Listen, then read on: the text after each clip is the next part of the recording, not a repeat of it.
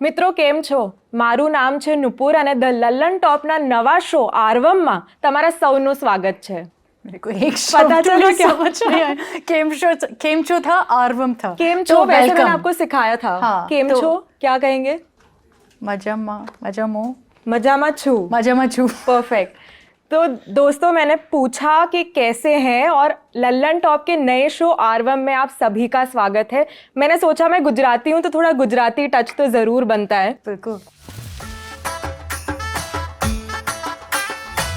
पिछला शो अगर आपने देखा था, पिछला एपिसोड, तो आपने मुझे उस तरफ देखा था. मैं वहां पे बैठी थी आपकी तरफ. सौरभ तब ड्राइवर सीट पर थे और आज उन्होंने मुझे यहाँ बिठा दिया है. बट मैं काफ़ी खुश हूँ कि मैं ये शो पे आपके साथ आई हूँ क्योंकि मुझे कितना कुछ सीखने मिलता है जो दक्षिण भारतीय जो राज्य है उसके बारे में. तो अक्षता हमारी सहयोगी, अक्षता नंद गोपाल, बहुत बहुत स्वागत है अक्षता आपका. Thank you.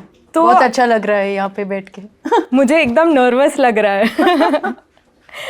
By the way मैं आपसे कह दूं कि हमने शो जब शूट करने से अभी बस शुरुआत करी, उसके पहले अक्षता एकदम फॉर्मल अटायर में मुझे ब्रेकफास्ट खाते हुए दिख रही थी. तो मैंने सोचा कि आज अक्षता आर्वम में एकदम फॉर्मल अवतार में आएगी. वो मेरा एंकरिंग अवतार है. तो मेरे पास 1 घंटे है जिसके अंदर मेरे को ब्रेकफास्ट खा के प्रिपेयर करके भाग के आ जा और चेंज करके आ जाती हूँ. तो आपने शायद मेरे एंकरिंग लुक में देखा था. मैं कभी लल्लन टॉप में ऐसे कभी नहीं आऊंगी. वो बहुत सीरियस सा लुक. अगली बार हम थोड़ा थीम फॉर्मल करते हैं. वो ज्यादा फॉर्मल हो जाता है. ऐसे good morning you are watching ऐसे हो जाएगा. जी कैसे कहेंगे अगर आर्वम में इंट्रोड्यूस करना है? Good morning you are watching आर्वम here on Lallan top. I am Akshata Nand Gopal and here are the headlines. Wow, impressive. नहीं प्लीज, बहुत बोरिंग है. तो आज हम किसके बारे में बात कर रहे हैं? सबसे पहले बात करेंगे केरला में. अभी जो सिद्दीकी कप्पन नाम के जर्नलिस्ट हैं, उनकी बेटी ने, वो अभी कैद है यूएपीए के तहत यूपी में, उत्तर प्रदेश की जेल में सिद्दीकी कप्पन कैद हैं. और उनकी बेटी ने इंडिपेंडेंस डे, स्वतंत्रता दिवस पे एक स्पीच दी है जो वायरल हो गई है. उस पर बात करेंगे. दूसरा है तेलंगाना, जिसमें अगेन एक ट्वीट वायरल हुआ था जिसपे एक 143 ईयर पुरानी जो पेंटिंग है वो भी वायरल हो गई थी. तो क्यों वायरल हुई थी अक्षता हमें बताएंगी. तीसरा हम बात करेंगे आंध्र प्रदेश का नाई ब्राह्मण समुदाय है, उनके खिलाफ जो भेदभाव करने के लिए जो सम्मानजनक शब्द यूज होते हैं उनको बैन किया गया है शायद. एग्जैक्टली. तो उसके बारे में बात करेंगे. और आखिरी में एक स्पेशल गेस्ट है हमारे साथ, कर्नाटका के जो आइकॉन है बसवन्ना, उनके बारे में बात करने के लिए अक्षता के दोस्त है. तो अक्षता थैंक यू कि आप उन्हें हमारे न्यूज़ रूम पर लेके आए. मैं बहुत खुश थी क्योंकि फेलो साउथ इंडियन है मेरा. तो दोनों की हिंदी सुनने मिलेगी दोस्तों. ठीक है, तो शुरुआत करते हैं केरला से. तो दोस्तों जो कहानी है वो है कि देश का इस बार 76वां स्वतंत्रता दिवस मनाया गया, पर केरल के पत्रकार सिद्दीकी कप्पन, हाथरस जो रेप हुआ था, गैंग रेप हुआ था हाथरस में, उसके अंडर जो यूएपीए लगा था, उनको, सिद्दीकी कप्पन को यूएपीए के तहत जेल में डाल दिया गया था. हाई कोर्ट ने रिसेंटली उनकी जो बेल एप्लीकेशन थी वो भी रिजेक्ट कर दी थी. और इसी बीच उनकी 9 साल की बेटी महनाज कप्पन ने स्कूल में नोटापरम के जीएलपी सरकारी स्कूल में एक स्पीच दी थी जो वायरल हो गई थी. तो आप हमें बता सकते हैं कि वो स्पीच में क्या था और कप्पन, सिद्दीकी कप्पन जो है वो जेल में क्यों है? तो देखिए, पहले उनकी बेटी जो है, उनके स्पीच थे कोरिकोड में एक स्कूल में, जो लव यूनिटी के बारे में था. उनके पिता के बारे में भी बोल रही थी कि मेरे पिता अभी जेल में हैं, ऐसा है. सिद्दीकी कप्पन का स्टोरी ये है कि वो केरला जर्नलिस्ट है जो जा रहा था हाथरस, वो गैंगरेप 2020 में जो हाई प्रोफाइल केस था, हम सब ने बात की उसके बारे में. और कप्पन वहाँ पे जा रहा था कवर करने के लिए, और एक टोल प्लाजा में जो गाड़ी में वो जा रहे थे, पुलिस आकर उसको अरेस्ट कर दिया. और उसके बाद यूपी पुलिस ने, और मथुरा में है अभी, मथुरा जेल में 2020 से अब तक ना एक कोर्ट रिलीफ कुछ नहीं दिया, अब तक बेल नहीं मिला उनको. पुलिस यूएपीए डाला है जो बहुत स्ट्रिंजेंट एक्ट है. तो इसके ऊपर काफ़ी मतलब डिबेट हुआ है मीडिया में. केरला में पर्टिकुलरली ये भी डिबेट हो रहा है कि क्या पॉलिटिशियंस काफ़ी कर रहे हैं कि नहीं सिद्दीकी कप्पन के लिए. पहले तो हम सुनवा लेते हैं कि इनकी बेटी ने एग्जैक्टली क्या बोला है वो स्पीच, तो पहले वो सुन लेते हैं. മാന്യ സദസ്സിന് വന്ദനം. ഏവർക്കും എന്റെ ഹൃദയം നിറഞ്ഞ സ്വാതന്ത്ര്യ ദിനാശംസകൾ. ഞാൻ മെഹനാസ് കാപ്പൻ, ഒരു പൗരന്റെ എല്ലാവിധ സ്വാതന്ത്ര്യവും തകർത്ത് ഇരുട്ടറയിൽ തളക്കപ്പെട്ട മാധ്യമപ്രവർത്തകൻ സിദ്ദി കാപ്പന്റെ മകൾ. तो ये स्पीच की समरी क्या थी, मतलब मलयालम में थी? मलयालम में तो वो बोल रही है एसेंशली कि लव यूनाइट्स अस ऑल, और मैसेज उनकी यही है कि रिलीजन के ऊपर या कुछ भी डिफरेंसेस भूल के हम सब एक होना चाहिए. और ये इंडिपेंडेंस डे पे दी थी. और ये एक छोटी बच्ची, जैसे आपने देखा, छोटी बच्ची है जो दे रही है ये स्पीच. इसकी वजह से एक इमोशनल कॉर्ड भी स्ट्राइक हुआ है सबके साथ. और ये फोकस भी डाला है इस पूरी कपन के केस के बारे में, क्योंकि बहुत ज़्यादा मतलब लोग बोलते थे कि इनको जेल में क्यों डाला है. जर्नलिस्ट थे, हाथरस जाना था कवर करने के लिए स्टोरी, मलयालम चैनल्स रिपोर्ट करने के लिए. और उसके बीच में यूपी पुलिस ने बोल दिया कि ये एंटी नेशनल एक्टिविटीज़ में इंडल्ज हो रहे हैं. और काफ़ी जो मतलब हम अभी सुन रहे हैं पीएफआई के बारे में. जी, पीएफआई केरला में बहुत स्ट्रॉन्ग फाउंडेशन है, पॉपुलर फ्रंट ऑफ इंडिया. हाँ, और उनके बहुत मतलब थोड़ा सा बहुत स्ट्रॉन्ग है, पावरफुल है केरला में. तो वो बोलते थे कि कपन उनके साथ लिंक्ड है और वो कॉन्स्पिरेसी कर रहे थे टू स्प्रेड वायलेंस हाथरस में, और टू स्प्रेड फेक न्यूज़. वैसे एक एलिगेशन है जिसके ऊपर यूएपीए डाल दिया कपन पे. तो काफ़ी मतलब इस पे डिबेट हुआ है, चर्चा हुआ है केरला में, क्योंकि एक ये है कि देखो कपन एक ग्रुप के मतलब पार्ट था, Kerala union of working journalists. और ये Kerala union of working journalist थी, इसके पूरा लीगल फाइट जो है अभी मतलब कर रहे हैं पूरे कोर्ट में ये वो, लेकिन कुछ रिलीफ नहीं मिला.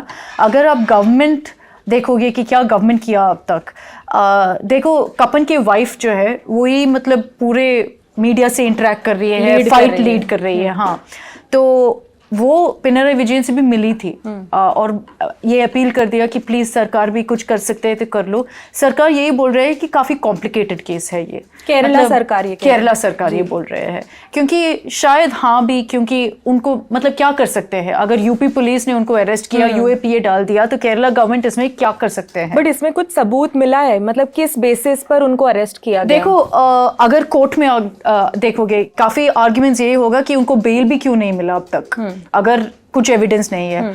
सबूत के बारे में यूपी पुलिस ने बोल दिया कि पीएफआई के लिंक्स है, उनके काफी पुराना आर्टिकल्स जो है, ये फ्रीलांस जर्नलिस्ट है.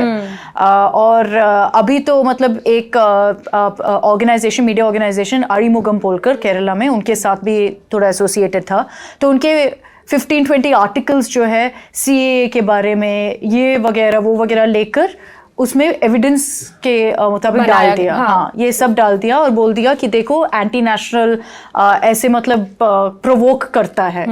तो ये एक एविडेंस था. दूसरा ये है जो मतलब जिसके ऊपर बहुत बड़ा डिबेट हुआ केरला में, एक मलयालम मनोरमा जो बहुत बड़ा पब्लिकेशन है केरला में, उनके एक जर्नलिस्ट बिनु विजयन के कमेंट भी यूपी पुलिस ने यूज़ किया. कमेंट नहीं, उन्हें मेल किया कि एक्चुअली हाँ कपन एंटी नेशनल है, ये फेक न्यूज़ स्प्रेड करता है, प्रोवोक करता है. तो उनके नाम भी यूज़ किया. और यूपी पुलिस जो एविडेंस है ना कपन के खिलाफ, बिनु विजयन के स्टेटमेंट भी यूज़ किया. और इस पर काफ़ी मतलब डिबेट हुआ, क्योंकि ये Kerala union of working journalist ने बोल दिया ये कैसे कर सकते हैं. एक और फेलो जर्नलिस्ट ऐसे बात किया. कपन की वाइफ भी बोल दिया कि मलयालम मनोरमा को क्लैरिफाई करना पड़ेगा इस पे. और अगर आप देखोगे बिनु विजयन ने ये भी बोल दिया कि जो ग्रुप है ना, वो वर्किंग जर्नलिस्ट का ग्रुप जो मैं बोल रही थी, जिसमें कपन सेक्रेटरी था, बोल रहे हैं कि उसमें मिसअप्रोप्रिएशन ऑफ फंड्स भी है, कि जो भी मनी मिला है, फंड्स मिला है इस ग्रुप को, उसमें भी मिसअप्रोप्रिएशन कपन ने ऑर्केस्ट्रेट किया था. और ये इस पे पीएफआई का पैसा ऐसे कुछ कह रहे थे. तो मतलब बोल रहे हैं कि हाँ ये रैडिकल एलिमेंट्स को दिया है. और ये एक्चुअली अगर आप देखोगे केरला में एक केस तो चल रहा है इसके ऊपर, एक एलिगेशन है जिसपे 2018 में शायद केरला कोर्ट में भी गया था. और जो लीगल बैटल अभी भी चल रहा है इसके ऊपर. ये जो ग्रुप है ऑब्वियसली बोल दिया कि नहीं ऐसा कुछ नहीं है. लेकिन जैसे मैं बात कर रही हूँ एविडेंस के बारे में, या ये एलिगेशन मिसअप्रोप्रिएशन के बारे में, या दूसरे जर्नलिस्ट भी बात कर रहे हैं, तो काफ़ी कॉम्प्लिकेटेड है. वो ऐसे clear cut crystal clear case नहीं है. लेकिन ये भी एक एस्पेक्ट है कि मतलब क्या है डेफिनेटिव चार्ज. एक केरला जर्नलिस्ट अगर जर्नलिस्ट है और हाथरस जा रहा है यूपी में, क्या कर सकता है। मतलब इतना डेंजरस कि आप 3 साल के लिए लॉकअप किया है। उनको कोविड हुआ था जेल में, तो उसके ऊपर काफ़ी डिबेट हुआ था। उस समय ही पिनराई विजयन, केरला चीफ मिनिस्टर जो है, उन योगी आदित्यनाथ को एक चिट्ठी लिखा था, बोल दिया कि ह्यूमनली ट्रीट करो कप्पन को। उनकी मदर की भी शायद डेथ हो गई थी। हाँ, वो एक प्रॉब्लम था। उनकी डायबिटीज है, हार्ट प्रॉब्लम्स है। तो इनकी वजह से ह्यूमेन एंगल से बोलते हैं कि उनको रिलीज कर लो। और ये जो यूनियन है जो उनके लिए लीगल बैटल भी फाइट कर रहा है, वो बोल रहे हैं कि देखो बेसिक ह्यूमन राइट्स उनको नहीं मिला। जैसे पहले जेल में था, उस समय लॉयर से कांटेक्ट नहीं था, उस समय कोर्ट इंटरवीन किया, कोर्ट बोल दिया कि उनको लॉयर से बात करने दो। तो ये सब इसके ऊपर काफ़ी मतलब डिबेट हुआ है। और अभी जो उनकी बेटी का वीडियो आ गई, उसके ऊपर अभी और इमोशनल सेंटिमेंट राइज हुआ है। लेकिन अब तक जैसे आप बोल रहे थे, कुछ रिलीफ नहीं मिला कप्पन को। मैं एक्चुअली 2-3 लाइनें पढ़ना चाहूँगी। उनकी बेटी की जो स्पीच है, काफ़ी इमोशनल भावुक स्पीच है। तो शुरुआत ऐसे करती है कि मैं उस पत्रकार की बेटी हूँ। सभी भारतीय नागरिकों के लिए जो बेसिक सिविल राइट्स है, उनसे उन्हें वंचित करके जेल में रखा गया है। फिर आगे कहती है कि हर भारतीय को ये अधिकार है कि वह उन लोगों का विरोध कर सकता है, उनके खिलाफ खड़े हो सकता है जो उसे पीछे हटने को कहते हैं। हर व्यक्ति के पास ये तय करने की चॉइस हो कि उसे क्या बोलना है, क्या खाना है, किस धर्म में जाना है। और यह सब महात्मा गांधी, जवाहरलाल नेहरू, भगत सिंह और ऐसे ही अनगिनत स्वतंत्रता सेनानियों के संघर्ष और बलिदानों के कारण संभव है। इंडिया का प्राइड किसी के आगे कम नहीं होना चाहिए। तो ये इमोशनल एकदम स्पीच रही है। बिल्कुल। और उनकी फैमिली बहुत मतलब लड़ रहे हैं अभी। उनके लिए कुछ रिलीफ और पब्लिक प्लेटफॉर्म पे ये मैसेज लगाने के लिए कि देखो जितना भी हेल्प आ सकता है आने दो। तो ये मतलब ये जो इमोशनल अपील जैसे आप बात कर रहे थे, फ्रीडम फाइटर्स के नेम लेकर ये बोल रहे हैं कि मतलब सब इक्वल है, हमारे राइट्स है, फ्रीडम के राइट्स है, कॉन्स्टिट्यूशनल राइट्स है। इसको इमोशनली भी यूज़ कर रहे हैं टू गेट मोर सपोर्ट उनके लिए। राइट। तो उनके फैमिली से मतलब उनके एस्पेक्ट से, पर्सपेक्टिव से देखो कि हाँ सीरियस चार्जेस है और उसके बारे में हम बात नहीं करेंगे क्योंकि हम तो मतलब वो लीगल केस है, ठीक है। और हम मतलब केस के बारे में नहीं, फैमिली और केरला में क्या सेंटिमेंट्स है उसके बारे में बात कर रहे हैं। जो फैमिली है उनका तो मतलब इतना स्ट्रगल है कि 2020 में सडनली उनको न्यूज़ पता चल रहा है कि कप्पन जेल में है और ऐसा कुछ कम्युनिकेशन भी नहीं था कप्पन के साथ। वही मतलब बहुत कंट्रोवर्शियल हुआ था क्योंकि उनके पास कुछ कम्युनिकेशन नहीं था, पता नहीं था कि कप्पन कहाँ था, कुछ नहीं। और फिर मतलब न्यूज़ आया कि उनको जेल भेजा था यूपी पुलिस ने। तो उनकी स्ट्रगल काफ़ी है। और ये छोटी बच्ची तो उस समय 7 या 6 या 7 ईयर्स ओल्ड होंगे, तो उनको तो कॉम्प्रिहेंड करने के लिए मुश्किल हो रहा होगा। वही है, तो उसके फैमिली के लिए बहुत बड़ा स्ट्रगल हुआ। तो अभी केरला में कप्पन को लेकर सेंटिमेंट क्या है? देखो, अगर आप कोरिकोड में देखोगे जहाँ से कप्पन की फैमिली और कप्पन है, वहाँ पे ज़्यादातर प्रोटेस्ट भी हुए हैं। जैसे कोरिकोड के एमपी भी प्रोटेस्ट लीड किया है। ये जो वर्किंग जर्नलिस्ट की ग्रुप जर्नलिस्ट बहुत ज़्यादा प्रोटेस्ट किया है केरला असेंबली के बाहर, डिमांडिंग गवर्नमेंट इंटरवीन करे या डिबेट हुआ इस पे। तो वो सब हुआ है। लेकिन जितना अगर आप देखोगे कि शायद मेरे को लगता है, और मैं शायद गलत हो सकती हूँ इस पर, लेकिन मेरे को लगता है कि ज़्यादातर इस पर डिस्कशन यूपी में हुआ है, केरला में नहीं। क्योंकि पॉलिटिकल पार्टीज थोड़ा सा कंडेम किया लेकिन कुछ स्टेप नहीं लिया हेल्प करने के लिए कप्पन के फैमिली। पहली चीज़।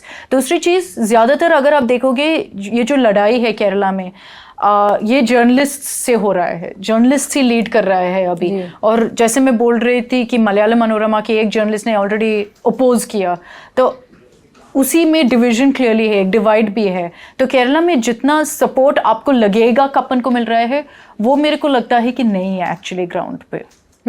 तो ये आपको लगता है पॉलिटिकल पार्टीज जो एक स्टैंड नहीं ले रही है, वो एक इमेज की वजह से नहीं ले रही है कि वो कुछ कहना नहीं चाहती क्योंकि अभी केस की कुछ लीगल प्रोसीडिंग्स मेरे को लगता है कि वही रीज़न है। क्योंकि अगर आप देखोगे इनके पॉलिटिकल लीनिंग्स जो है, अगर एलडीएफ के गवर्नमेंट की बात करें तो उनके लिए तो ये सही है, मतलब against the BJP, positioning wise, perception wise उनके एडवांटेज में होगा।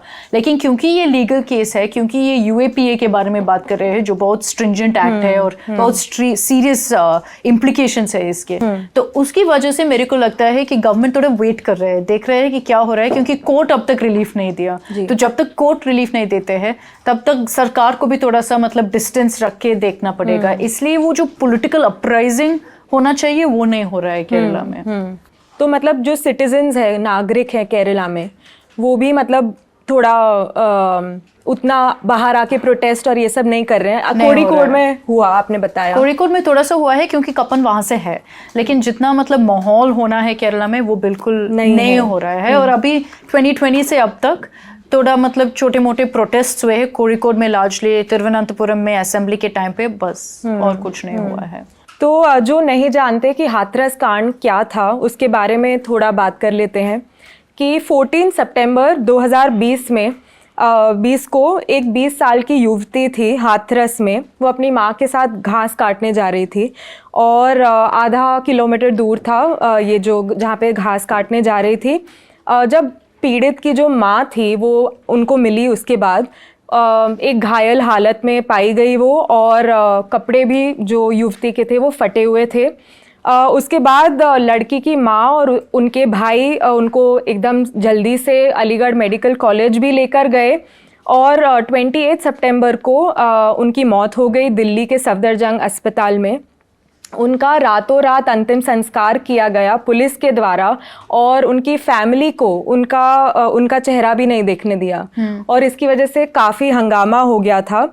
और यही रिपोर्ट करने कप्पन जा रहे थे हाथरस और उनको टोल प्लाजा पर रोका गया यूपी पुलिस के द्वारा और उनको गिरफ्तार किया गया। तो ये पूरा केस था।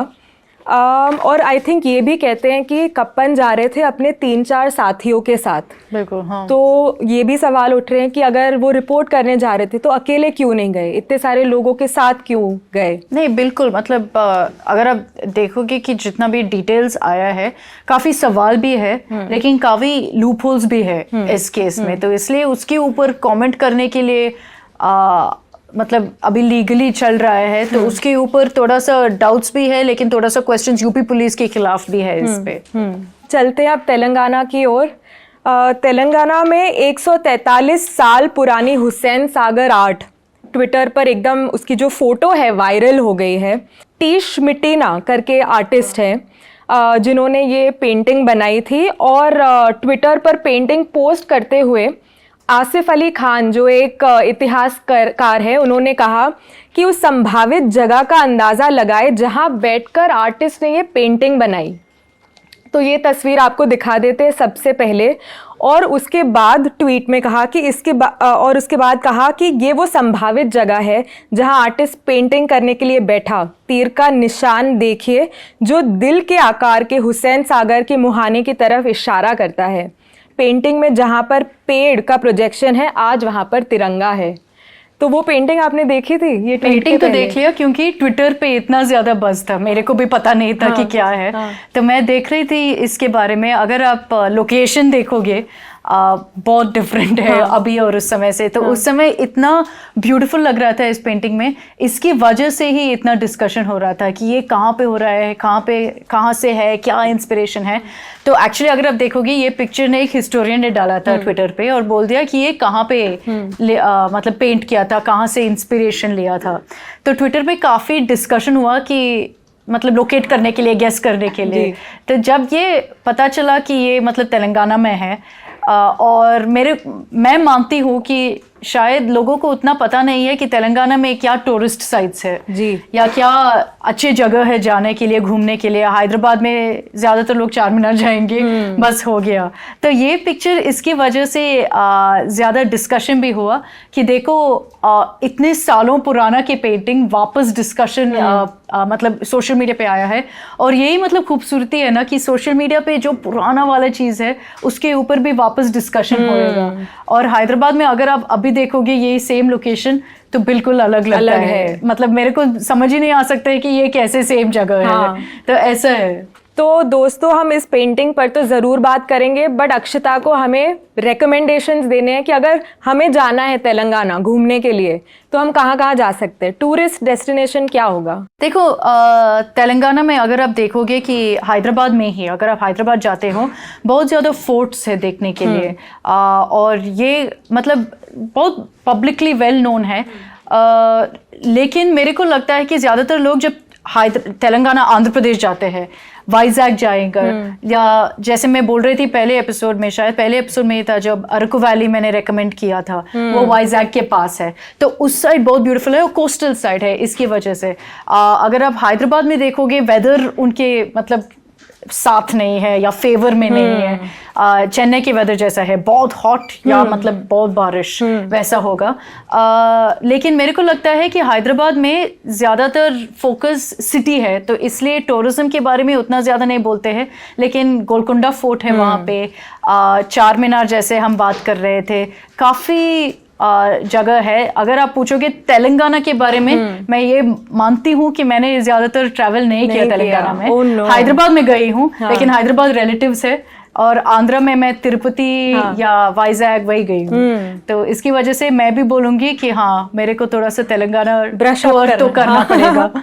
और इलेक्शंस में शायद चांस मिलेगा मेरे को। मैं स्कूल में थी जब हमको लेकर गए थे, और हैदराबाद, और सबसे पहले हम गए थे रामोजी फिल्म सिटी, अच्छा, ये आंध्र प्रदेश, फिर गोलकोंडा फोर्ट गए थे, चार मीनार गए थे, वहां पे वो बिरयानी खाई थी, पैराडाइज बिरयानी तो काफी अच्छी लगी थी, और तब तो लग रहा था कि एकदम बड़ा सा टूरिस्ट अट्रैक्शन था वो। टूरिस्ट अट्रैक्शन उतना ज्यादा नहीं, लेकिन हाँ सिटी है ना, तो बहुत मतलब बड़ा वाइब है वहाँ पे, और जैसे हैदराबादी बिरयानी तो इतना फेमस है, सब जाते हैं पैराडाइज बिरयानी खाते हैं। पैराडाइज आपको पसंद है? नहीं पसंद तो और कहाँ जा सकते हैं? देखो मैं तो अगर आप देखोगे हर जगह का मतलब डिफरेंट बिरयानी है ना, तो मेरे को सबसे अच्छा एक्चुअली आम्बूर बिरयानी लगता है। ये कहाँ पे है? आम्बूर तमिलनाडु में। तमिलनाडु। तो आम्बूर बिरयानी बहुत फेमस है तमिलनाडु में। एक जगह है आम्बूर बोलकर, और उनकी बिरयानी मेरे को सबसे अच्छा लगता है। आम्बूर बिरयानी एक है, दिंडगल बिरयानी। क्या डिफरेंस क्या होता है?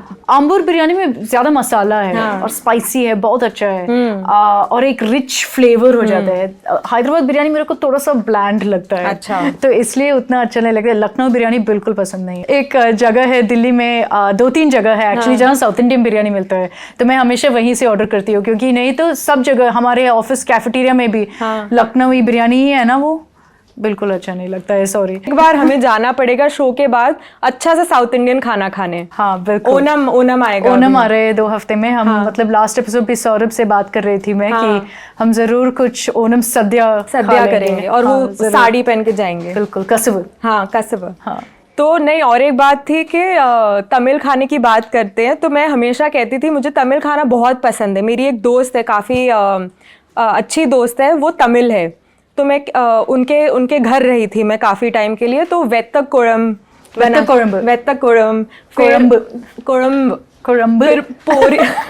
फिर सीख जाऊंगी।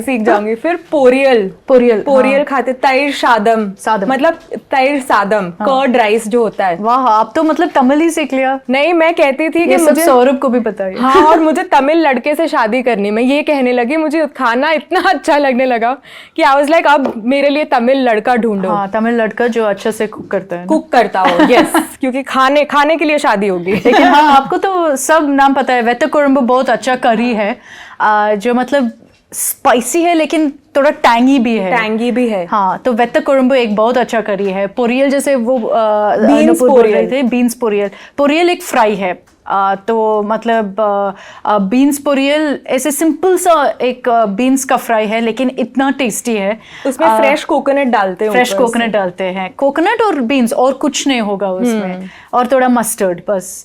और तीसरा क्या बोल रहे थे? तैर सादम। तो तैर सादम अगर आप देखोगे तमिलनाडु में कर्ड राइस जो बनाते हैं, कर्ड के साथ, दही के साथ चिलीज डालते हैं, कभी पोमोग्रेनेट्स डालते हैं, पीनट्स डालते हैं, तो बहुत टेस्टी है। तो मतलब पूरा तड़का करके डालते हैं, इसलिए थोड़ा सा डिफरेंस है कर्ड राइस से।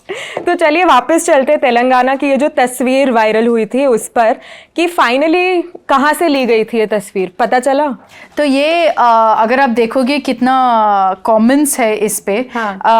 ये एक्चुअली जो लोकेशन है, it started off with lots of मतलब डिस्कवरी, स्पेकुलेशन, ये वो।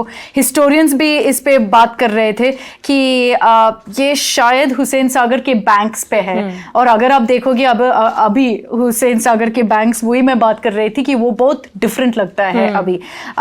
ये वो भी बोल रहे हैं कि बंजारा हिल्स के पास है। बंजारा हिल्स एक बहुत अपमार्केट जगह है हैदराबाद में, अगेन जहाँ पे वो फिल्म सिटी बंजारा हिल्स है, जुबली हिल्स है, 2 जगह है हैदराबाद में जो बोलते हैं कि बहुत अच्छी जगह, वीवीआईपी मार्केट जगह। हाँ, वीवीआईपी, जहाँ यहाँ पे लुटिन्स बोलते हैं, वहाँ पे फिल्म स्टार्स, पॉलिटिशियंस सब यहीं पे रहते हैं।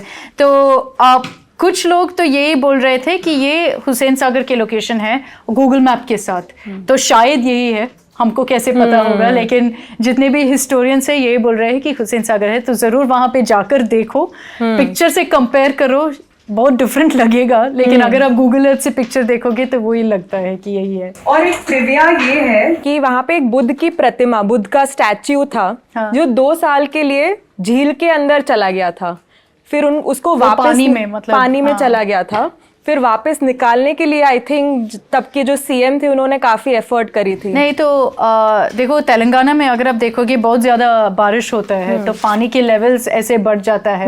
और हाँ, इस इंसिडेंट पे मैंने भी थोड़ा सा देख रही थी कि ये जो एक बहुत बड़ा स्टैच्यू है और उनके लिए, लोकल्स के लिए मानते थे कि बहुत एक आइकॉनिक जगह जैसा है, तो उसकी वजह से बहुत एफर्ट्स लिया था कि वो वापस बारिश के बाद बाहर लेने के लिए। अब चलते हैं आंध्र प्रदेश की तरफ।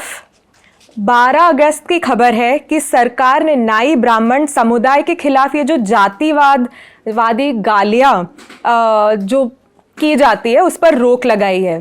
तो वो शब्द है शायद मंगली। तो देखो जैसे आपने बोल दिया कि गाली है, वही प्रॉब्लम हो जाता है कि हमको पता भी नहीं चलता है कि ये गाली है।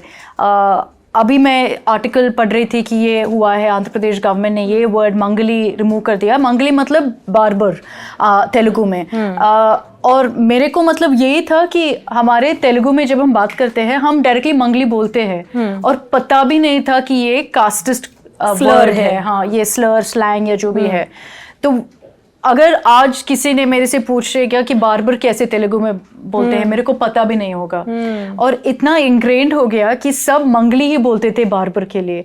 पता नहीं था कि ये एक्चुअली मंगली जो शब्द है वो नई ब्राह्मण कम्युनिटी को, मतलब एक और शब्द है नई ब्राह्मण कम्युनिटी के लिए। और ये इसलिए आया था क्योंकि जब पुराना टाइम था, कास्ट वाइज ऑक्यूपेशन, प्रोफेशन था, तो नई ब्राह्मण से ज्यादातर लोग बार्बर्स थे, तो इसलिए मंगली वर्ड यूज करते थे। तो आंध्र प्रदेश गवर्नमेंट ने ये स्टेप लिया क्योंकि बोल रहे हैं कि कास्ट से आइडेंटिफाई मत करो, आप डिस्क्रिमिनेट कर रहे हो। और बहुत सही स्टेप है क्योंकि हम सब करते हैं। जैसे मैं बोल रही थी मंगली, मेरे को पता भी नहीं थी और मैं मंगली बोल रही थी बार्बर। बट आप तो ये कहना चाहते थे कि वो बार्बर है, तो बार्बर को ही मंगली कहते हैं। हाँ, उसका ट्रांसलेशन है बार्बर है। हाँ, अच्छा। वही मैं बोल रही हूँ कि एक्चुअली तेलुगु वर्ड क्या है पता नहीं मेरे को, क्योंकि इतना ज्यादा इंग्रेन्ड हुआ कि लोकली अगर आप बात करोगे बोल देंगे मंगली अकड़ा, तो ऐसे नॉर्मलाइज हुआ है। तो वही प्रॉब्लम हुआ और इसलिए आंध्र प्रदेश गवर्नमेंट ने ये स्टेप किया क्योंकि ये नई ब्राह्मण कम्युनिटी जो है उन्हें बोल दिया कि देखो ये डिस्क्रिमिनेटरी है, कि हमको आइडेंटिफाई करते हैं ऐसे इस ऑक्यूपेशन के साथ जब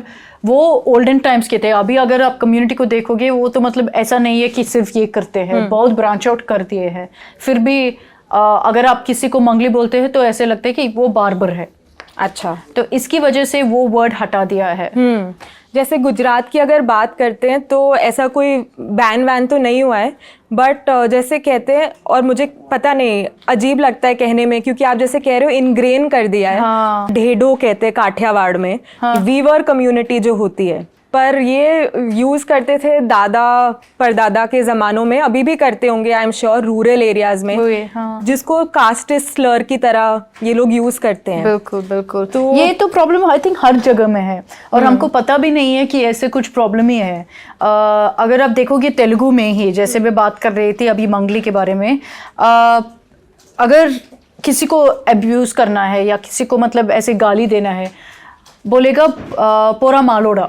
मालोड़ा मतलब एक लोअर कास्ट है, तो आप उनको इंसल्ट कर रहे हो एक लोअर कास्ट के नाम से।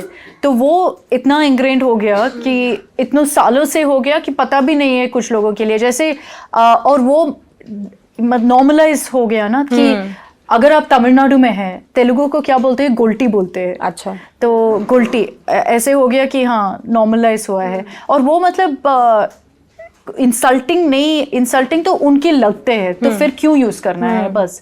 तो उसकी वजह से आंध्र प्रदेश गवर्नमेंट ने ये स्टेप लिया है। फर्स्ट स्टेप है, क्योंकि ज़्यादातर जैसे आप बोल रहे थे कि गुजरात में भी होता है, हर जगह में ये प्रॉब्लम है कि एक कम्युनिटी के नाम को लेकर नॉर्मलाइज करे ऑक्यूपेशन से या अब्यूज से या एक मतलब गाली देने से। और उनके लिए ये सार्वजनिक स्थानों में सेफ्टी का भी इशू हो जाता है, कॉन्फिडेंस पे भी अफेक्ट करता है। मतलब जब छोटे छोटे बच्चे होते हैं वो कम्युनिटी से और वो अपनी कम्युनिटी के बारे में ये सुनते हैं, तो बड़े होते हुए उनके कॉन्फिडेंस पे भी आई एम श्योर असर पड़ता होगा। और जब इस कम्युनिटी से कोई मतलब वेंचर आउट कर रहे हैं, कुछ ऑक्यूपेशन देख रहे हैं, ऐसे लगता है, ऐसा नहीं है बिल्कुल, लेकिन लगता है कि स्टीरियोटाइप कर रहे हो कि ये सिर्फ बार्बर हो सकता है, ये सिर्फ एक मंगली हो सकता है, जो वर्ड अभी आंध्र प्रदेश गवर्नमेंट ने बोल दिया नहीं यूज कर सकते हैं बार्बर के लिए। तो ये जो समुदाय है उन्होंने ही आंध्र प्रदेश गवर्नमेंट पे प्रेशर डाला कि ये बैन कर प्रेशर नहीं था, क्योंकि ज्यादातर जब मैं देख रही थी स्टोरी पे मेरे को पता भी नहीं था कि ऐसे कुछ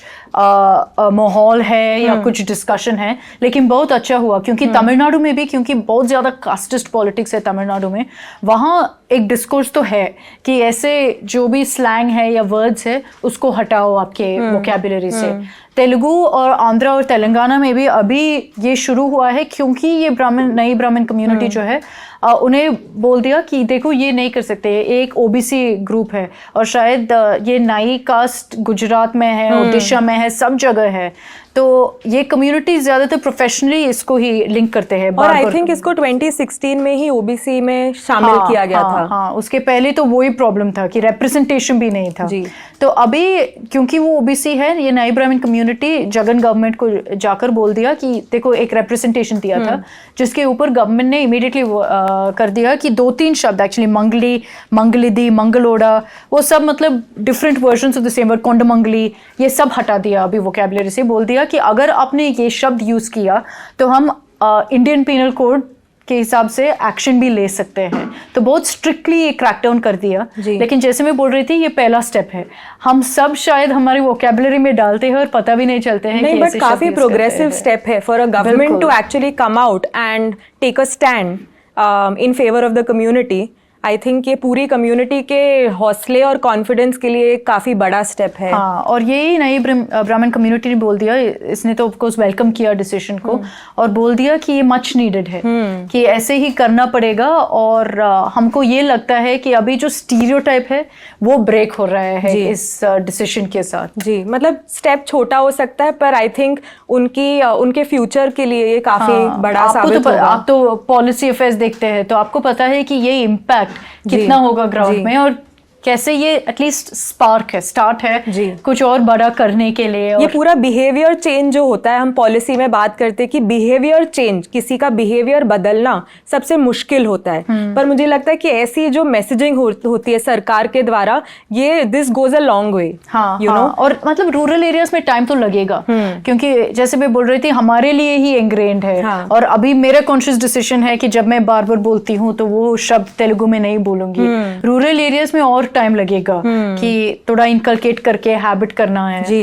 तो लेकिन अभी तो गवर्नमेंट ने बोल दिया कि स्ट्रिक्ट एक्शन ले लेंगे। अगर किसी ने पब्लिकली ये बोल दिया और कंप्लेंट फाइल किया कि ऐसे शब्द यूज किया इसने, तो डिस्क्रिमिनेटरी, कास्टिस्ट, तो मतलब माना जाएगा, लीगली एक्शन ले लेंगे जी।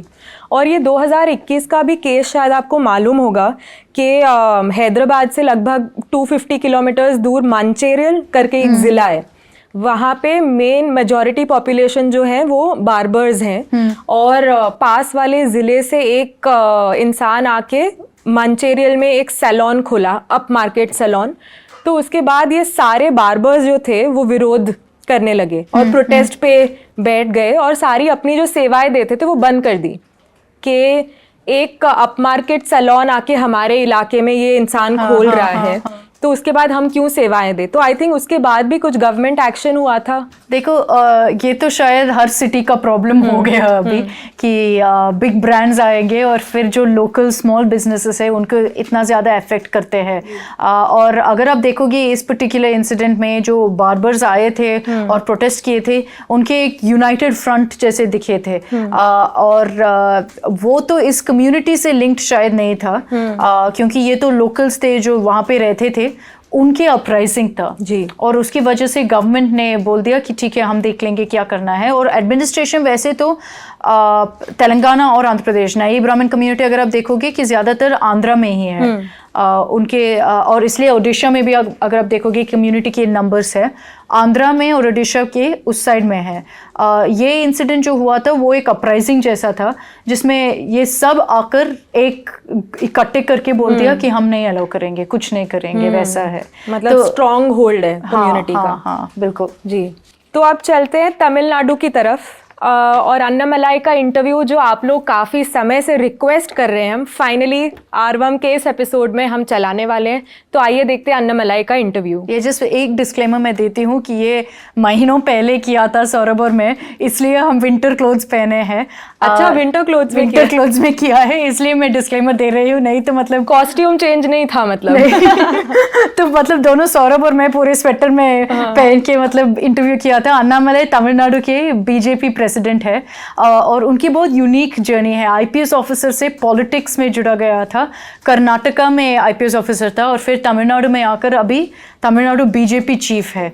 तो उनके इंटरव्यू में काफ़ी मतलब लास्ट एपिसोड में सौरभ ने बोला था तो काफ़ी कमेंट्स भी देखे हमने कि हमको देखना है इंटरव्यू अन्नामलाई क्या बात कर रहा है। तो इसलिए हमने सोच लिया कि डिस्पाइट महीनों पहले कर दिया हमने, अभी चलाए। जैसे मैंने कहा दर्शकों की डिमांड सराखों पर। तो आइए देखते हैं अन्नामलाई का इंटरव्यू। आरवम के इस सेगमेंट में हम बात करेंगे दक्षिण भारत की एक हस्ती से। इस एपिसोड में हमारे साथ हैं अन्नामलाई। अन्नामलाई का एक लाइन का परिचय ये है कि ये पहले आईपीएस ऑफिसर थे, फिर इन्होंने आईपीएस की सर्विस से रिजाइन किया, बीजेपी ज्वाइन की और इस वक्त ये तमिलनाडु के बीजेपी के स्टेट प्रेसिडेंट हैं। Welcome Annamalai on Aravam. வணக்கம் அண்ணாமலை, எப்படி இருக்கீங்க? நல்லா இருக்கு madam. Since Saurabh ji spoke in Hindi, I think it's only fair I speak back in Hindi. Thank you Saurabh ji, बहुत खुश हो गया आपका नया वाला सेगमेंट में एक मौका मिला। You are exploring South, so thank you so much. Hearty wishes also. Madam பெரிய நன்றிகள். அருமையான பெயர் ஆர்வம் என்கின்ற பெயர்ல வந்து நீங்க you are trying to explore the southern part of India and taking them to a larger audience. Yours is a very popular channel. So thank you so much for doing this. I think it's a privilege for me to be a part of this show because it's a very unique show. Thank you so much. Thank you, Anna. And wherever you are comfortable, you can switch to English because our audience, they understand Hindi and English both. And we are creating this show for the larger audience. And I'm very, I will say honestly, surprised that you chose to speak in Hindi because we know that First time Tamil I'm Nadu, hearing him speak in Hindi. in Tamil Nadu, it's a big issue, and in the later part of the show, in the future episodes, we'll explore that thing as well. My first question to you is, before we jump to those regular political questions, I want to know Annamalai's journey. How were you in studies? Where all you studied? And when did you decide that UPSC is your cup of tea? Tell us about it. Your family, how was their reaction? Were you this serious when you were a student, or politics did this And trick? your home in Tamil Nadu. Okay. I am a very average kind of student when I started my life. I come from a place called Karur, which is actually in the middle of Tamil Nadu. It's right in the dead center. And my parents are basically farmers. And probably I'm the first guy in the village to get into a college.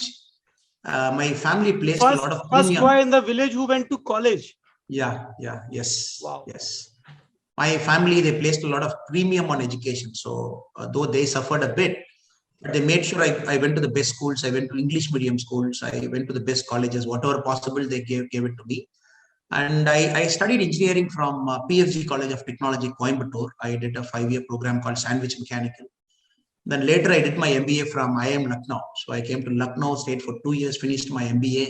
Mine is a very slightly unique journey. And it was in Lucknow, in Uttar Pradesh, the love for civil service started.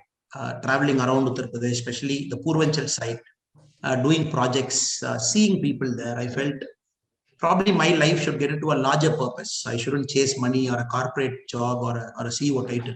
So that is when I decided to take my civil service. The Mumbai attack in 2008 was also a big factor. It combined factor.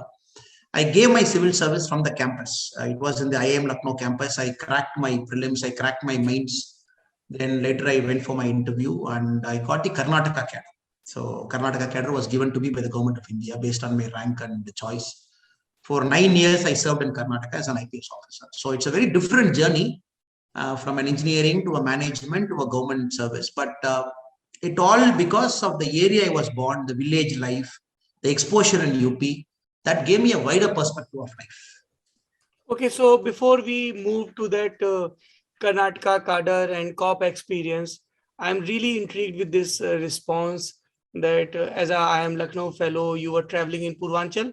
What were your observations? If you can share any anecdote which created an impact on you about the social responsibility, and I mean anything.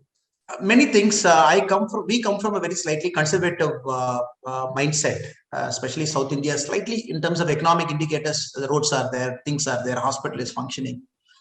From there to come to UP for 2 years, 2008 to 10, seeing UP from that perspective was very different for me. I could see a lot of poverty at the ground.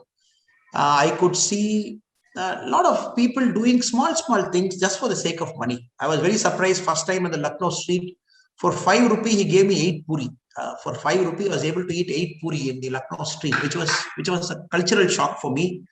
And I could see people living happily in 5 rupees also, people living happily in 500 rupees also. This I saw in Lucknow. That was a rude shock for me in a sense. And many things, the construct I had in my mind about life, about how India should be, everything was challenged in Uttar Pradesh. At the same time, I also saw a lot of children who are not crossing their 30 days, meaning they were not celebrating their first month birthday. The child infanticide were very high in parts of Purvanchal side. There were many projects that was coming our way. The Bill and Melinda Gates Foundation were running some projects. We were doing some marketing projects for them. So the more I got involved, not from a management perspective, but from a very human perspective, what is happening? How can we apply my management lessons to solve that problem?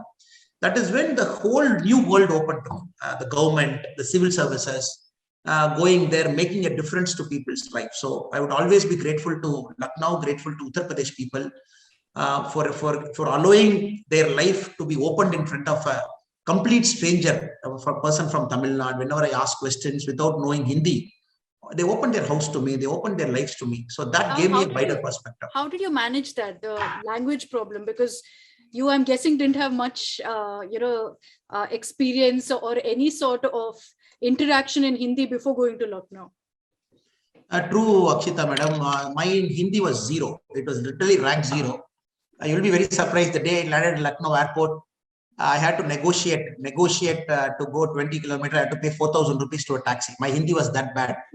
So from there, picking up small words from my person who was helping us in the mess or in the room boys, but still my Hindi is okay. It is not great. It's an above average Hindi. But I always believe in a fascinating country like us with different kind of experiences. When you cross 50 kilometers across India, experience is new. The more you pick up a language, you understand that people better. So Hindi is always for me was a gateway to understand another culture. So that is how I see. I always believe in Bharadiyar's lines. He said, though I can speak 14 languages comfortably, for me the best language is Tamil. As a Tamilian, he was very proud about his language. But he made that statement after speaking multiple languages. So nowadays, what happens? The so-called pride becomes a chauvinism at a particular point of time. We fail to explore the other literature. We fail to explore other culture. So for me, being in Lucknow, being in UP, being in Karnataka, it has given me a very rich perspective about our country. Of course, I'm a proud Tamilian. I'm a proud Indian. I fight for every single citizen who's in a part of our country. That is our tradition. But I'm not a very chauvinist like a typical Tamilian who takes pride in this, that, and everything. Though I'm proud about whatever being in the state of Tamil Nadu, but this traveling gave me a wider exposure. I think it's not a mind block. Yes, From yes, learning open other to all languages. the ideas, as they say in Sanskrit. Asto masar, ano bhadro kratvo yantu vishwata. Let Correct. light and knowledge come from all the sides. True, sir. You were telling me about his experience and his image as a cop. How was it in Karnataka? The word used for him always, those movies, Singham. That was very true for Annamalai. He was called Singham in Karnataka and across. You can But he was deny a it, strict Annamalai, cop it's and true. very You popular. had an in image of public. Singham. Why was that? I don't know, ma'am. I was very tough. When I look back at my policing life, maybe I was too tough also, right from my ASP time till I was a DCP Bangalore. I was very, very tough for rules, regulations, stickler to punctuality. I never allow people to deviate. I was against petty corruption. So my life was like that, especially in Udupi. A lot of college going kids were there. At that point of time, some drugs issue, a lot of things were there. I was very tough on them.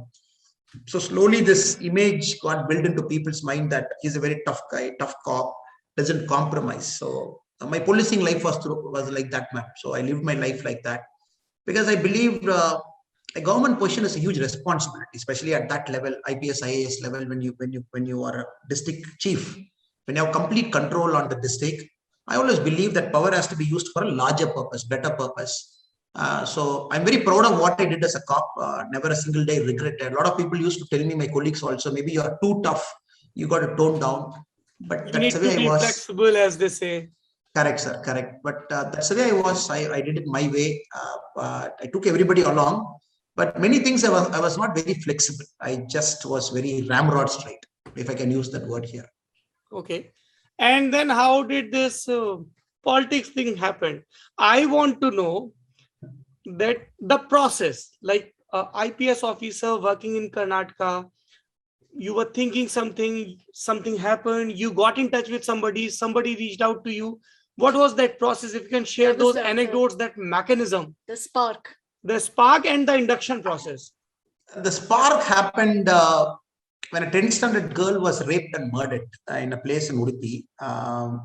So when I went to the spot to retrieve the girl's body, because we had to take it for forensic examination, there were about 10,000 people who have surrounded that area, who are trying to hit me, throw stones at me, assault the policemen. So that was a rude shock to me, because a crime is a manifestation of a social problem. So till then, normally you see criminals, you see crime, you go arrest them, you put them behind bars. But that was a big eye opener, because the girl was raped and murdered because her school had only 2 computers.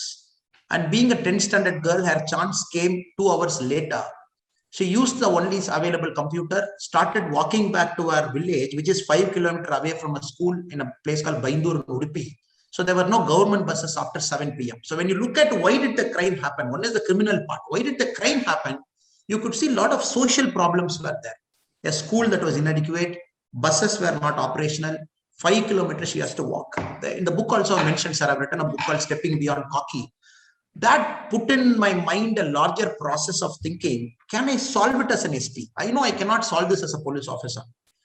I can only solve it when I have a wider dimension of solving this problem. So like this, every crime had a story behind it. Though we were happy arresting a criminal and throwing him behind bar, but many a time I felt solving this issue holistically, I can solve this in a better way. But I never had the courage to leave IPS. I come from a middle class family, sir, and this salary was very important to me. My wife was working in Bangalore. I had a small kid also. My son was 3.5 years when I decided to quit. So I used to tell my wife, maybe I should start a foundation, get into grassroots, start working. But after 3 months, I will tell her, maybe I cannot do it. I will not do it because it's too risky. So that is the time in 2018, sir, I had an opportunity to go to Kailash Mansarovar. So it was a very big spiritual journey. So it was a 70-day journey where I was a part of a government liaison officer to take care of our pilgrims in the Kailash Mansarovar Yatra. The 70 days was an eye-opener for me. Being up high in the Himalayas, away from family, no cell phones. It gave me a lot of time to think. If I can still remember the second day of Parikrama, it gave me that insight that life is supposed to be lived in a larger way, in a better way, in a meaningful way. And this mind block was blocking me. Being an IPS, or maybe if I leave it, what will people think? Will people call me a fool? Will my parents be proud of me? What will my friends think about it? So the Kailash journey gave me that thing. Yes, you lived a life, a policing life. Now you want to go to the next stage where you think you can contribute more meaningfully to the society. Take that plunge. So Kailash, that 70-day, came back. I was a changed person. So I'm very spiritually inclined also, sir. But for me, if I can sum it up, that spiritual courage was missing. That Kailash gave me that spiritual courage to take that plunge. So I quit the service. For 1 year, I was running my foundation. It's called Be the Leaders Foundation in Karur and Coimbatore. I run it. We are in the field of skilling, in the education, agriculture. We have about 7-8 full-time volunteers. We work now. Politics happened as an afterthought. Good leaders, somebody whom I look up to, they spoke to me. They told me I should come, be a part of a larger change. So Who? here I am sitting in the People are really eager to know who approached you from BJP's side, because they were wondering, okay, there's this maverick cop who left his service, started doing social work, and then all of a sudden there's this announcement that Annamalai will be new state BJP chief in Tamil Nadu. So how did that happen? Who reached out to you? How's that process? Let that be a secret, sir. Some good people in BJP whom I really admire, who work for our nation, whose name probably if I tell also you might not recall. They're not very popular people. So they said politics can be used as a tool to bring larger social change. That convincing was missing for me, because I deal with normal politicians in my daily policing life. They are petty to me. We are very aggressive with them, and that is the kind of politics I've seen as a police officer. But some 2-3 good people, they put this thought into my head. But politics, if used rightly, can bring a lot of social change in a very short point of time. So that brought me, and I never expected anything, never asked also. For me, when I decided to take a plunge into politics, then the next question is ideologically, who are you more aligned with?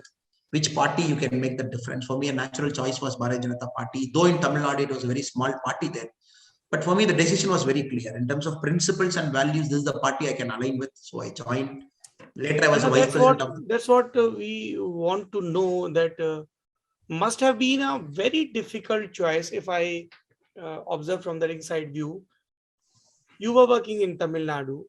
We know that so far BJP is unable to crack that political code called Tamil Nadu, and still you took that plunge.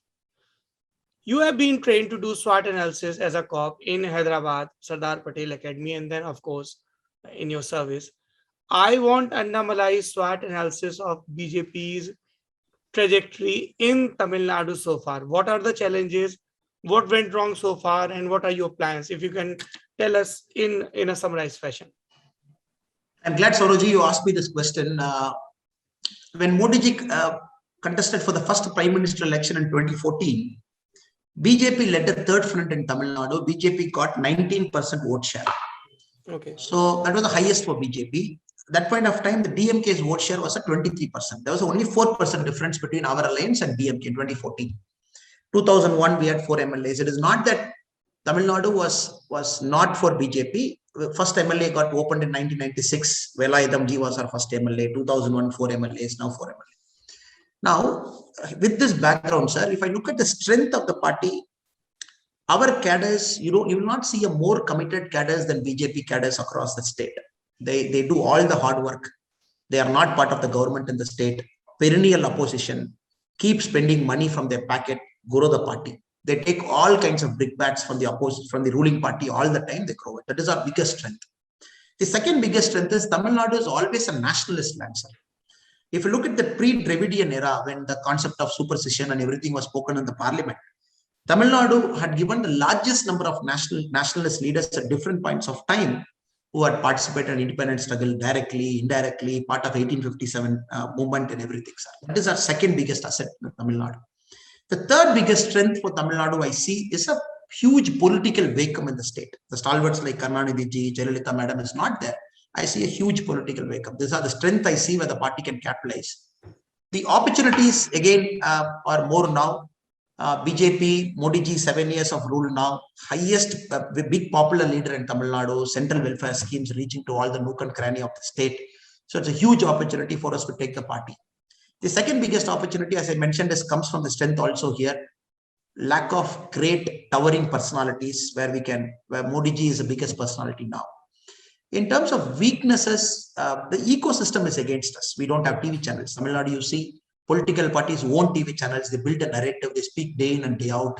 We don't run newspapers. We don't run big corporate companies. We don't have an ecosystem which has nurtured the DMK philosophy or the core Dravidian philosophy for a long time. So that is where we are lacking. We are building on it.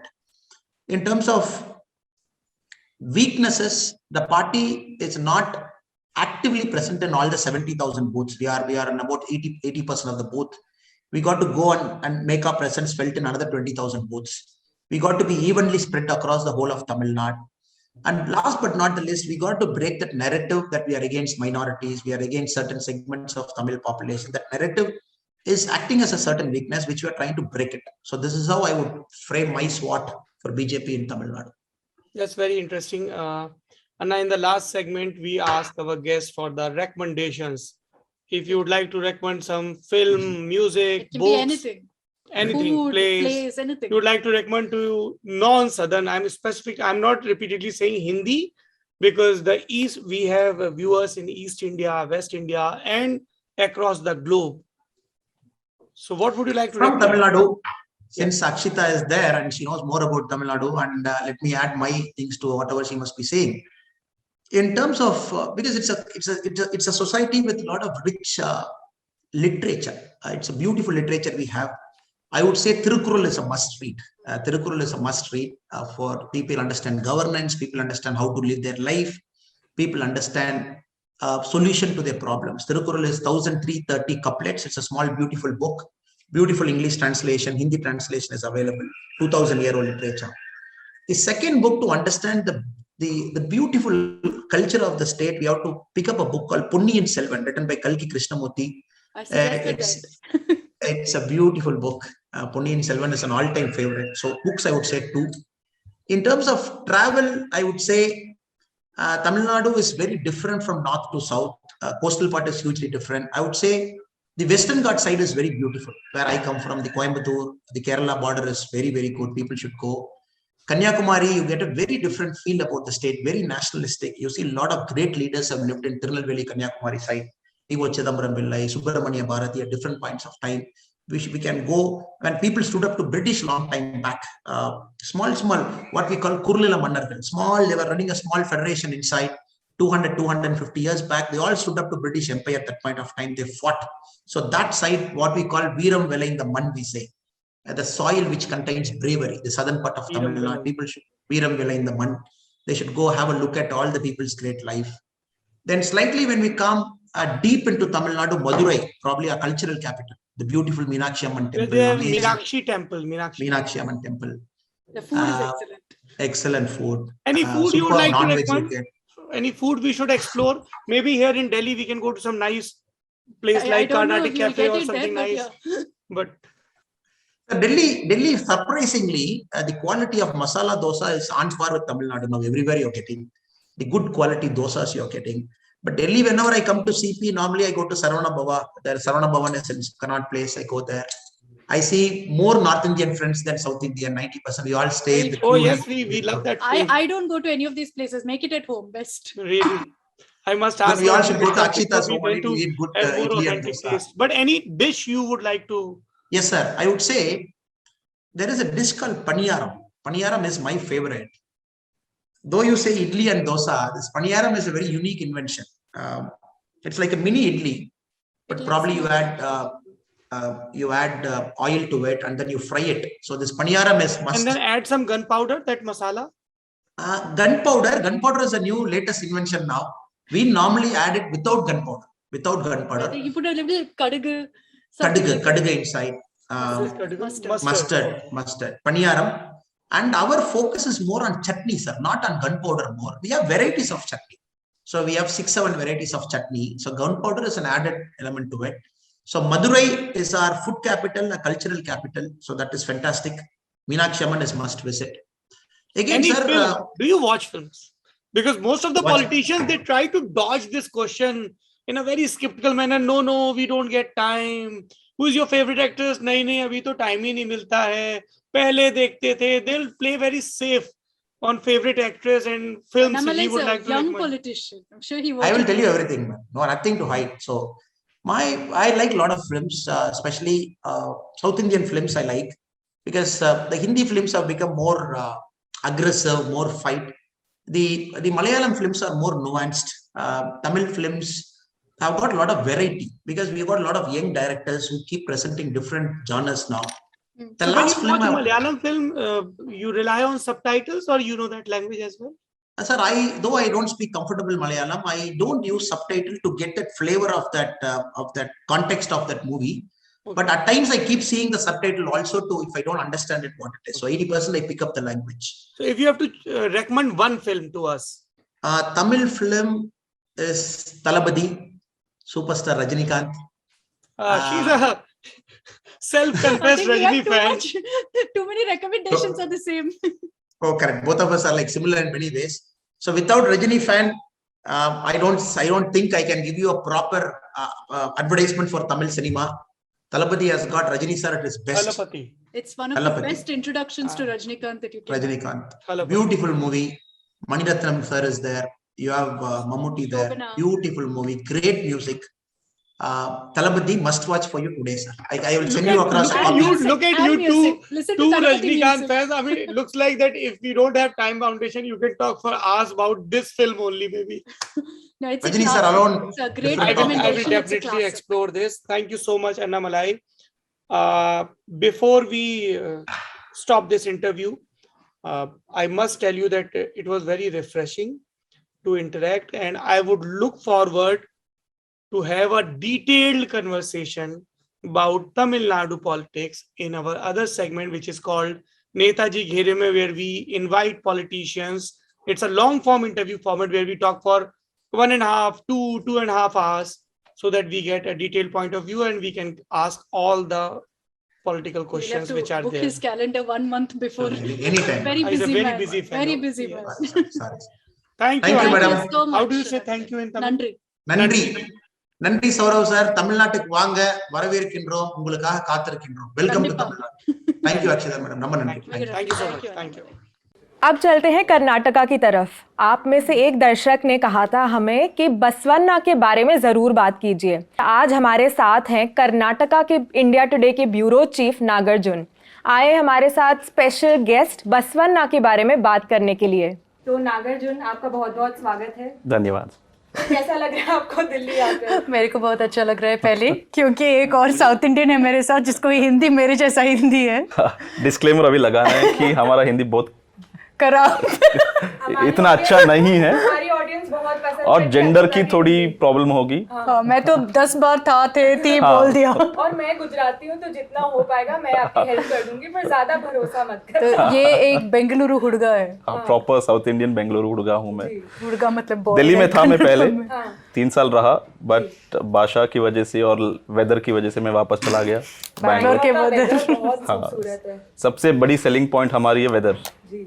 जो आते वापस नहीं जाते वापस, जो बैंगलोर में ही settle हो जाते हैं। तो मैं बैंगलोर छोड़ के इधर आया, जब मैं वापस चला गया उधर की 3 साल, लेकिन 3 साल रहा इधर दिल्ली में, इसी नोएडा में रहा मैं। अच्छा, और खाने का मुश्किल और लैंग्वेज का मुश्किल था, वो सब था।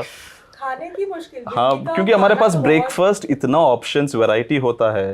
चटनी इटसेल्फ इज 5 वेराइटीज, इधर वो भी नहीं मिलता है हमारे लिए, सिर्फ यहाँ पे पराठा तो और कोकोनट चटनी कचौड़ी। मिलता है पानी के साथ। हाँ, और पूरा इतना ऐसे जलेबी खाते लोग इधर सुबह, कैसे खाएंगे वो सब तो हम। दिल्ली में अगर मुझे सबसे अच्छा खाना खाना है हाँ। कर्नाटका से, तो मैं कहाँ जा सकती हूँ? कर्नाटक भवन के पास जो विश्वेश्वरैया मेट्रो स्टेशन है, कर्नाटका संघा है, उसके बगल में एक कर्नाटक ऑथेंटिक रेस्टोरेंट है जो संघ चलाते हैं, कर्नाटक संघ, क्या नाम है?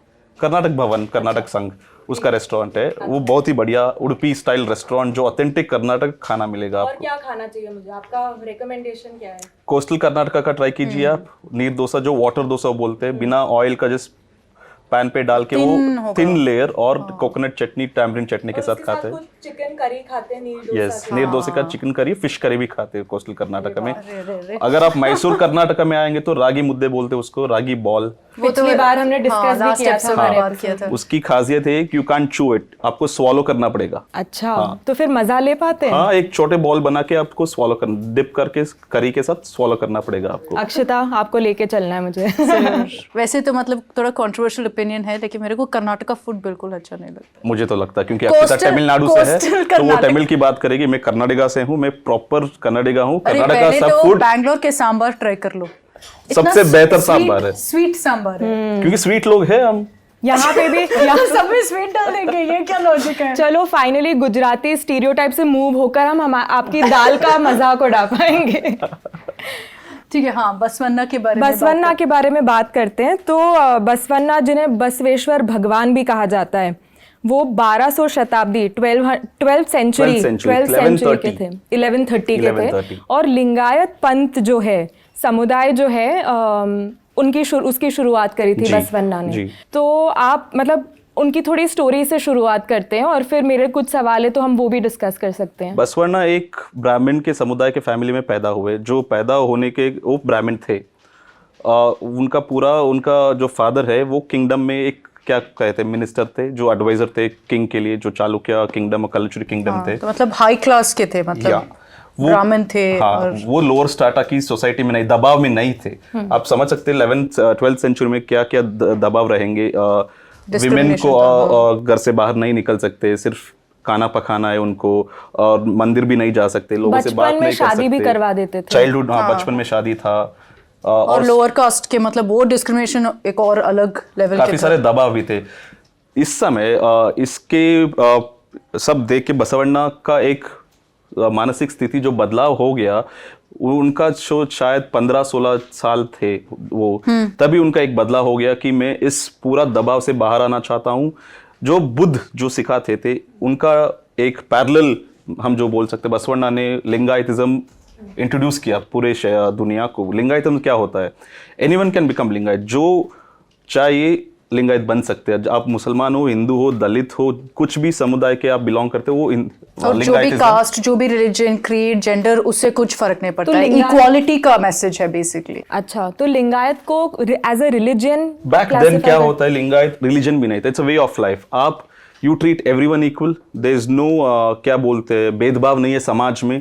मेन विमेन दोनों एक ही है, और कास्ट का कुछ स्टेटा ही नहीं है। जो वर्ण जो बोलते थे वो पूरा डेमोलिश हो गया, और एक ही था जो जात था, ह्यूमन जात, जो सब एक साथ है और सब कुछ क्या बोलते हैं, तो देयर इज नो भेदभाव एट ऑल। स्टेटा ही नहीं है, वो शायद इकोनॉमिक स्टेटस हो या कास्ट की स्टेटस हो या जेंडर की स्टेटस हो, वो सब एक डेमोलिश हो गया। बैक देन आप सोच सकते हैं 1130 या 12th सेंचुरी में कितना एक नया पर्सपेक्टिव था, नया नैरेटिव था। एक्सेप्ट करने के लिए भी बहुत, बसवण्णा के खुद की फैमिली को एक्सेप्ट करने के लिए बहुत मुश्किल होगा, क्योंकि ब्राह्मण फैमिली थे वो ब्राह्मण फैमिली में उनका स्कूलिंग जो हुआ था बचपन में, वो सब वेद उपनिषद उनको वो सिखाते थे। बसवण्णा इनके खिलाफ गए, हमें आइडल वर्शिप नहीं करना है, हमें सबको इक्वल ट्रीट करना है, मर्द और औरत जो भी है उनको इक्वल ट्रीट करना है। और दुनिया का पहला पार्लियामेंट उन्होंने स्थापित की, अनुभव मंडप।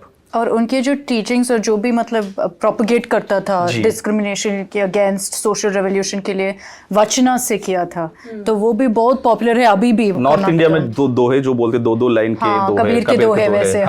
सो साउथ में, कर्नाटक में बसवण्णा का वचना बोलते हैं, जैसे दोहे वचना होता है, 5 लाइन 6 लाइन के लाइफ लेसन्स। आपको याद होगा? एक जो याद है, if I can translate it to English. अरे पहले तो कन्नड़ा में बताएं।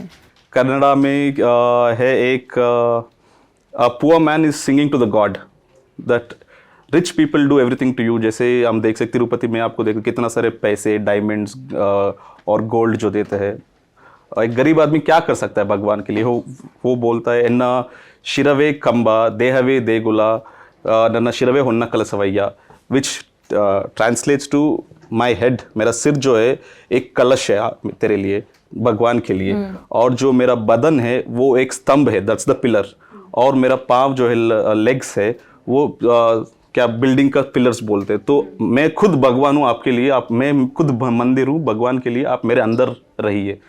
एक गरीब आदमी भगवान के लिए ऐसे वचनास बोलते हैं। तो ये सब बसवण्णा ने लिखा।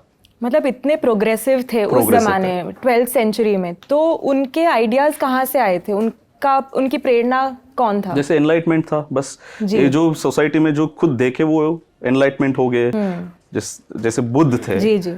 गौतम बुद्ध, जो आपको भी पता है क्या उनका स्टोरी था, वो किंगडम में पैदा हुए, उनका भी देख के सब चेंज हो गए। सिर्फ बसवण्णा भी यही पाथ में चले और उनका भी एक बदलाव हुआ, और पूरा एक लिंगायतिज्म जो लेके आए वो पूरा बदल गया। बट आज लिंगायतिज्म देखिए, जो बसवण्णा जो बोले थे आइडल वर्शिप नहीं करना है, कास्ट सिस्टम नहीं करना है, बट क्या हो रहा है आज 800 ईयर्स के बाद?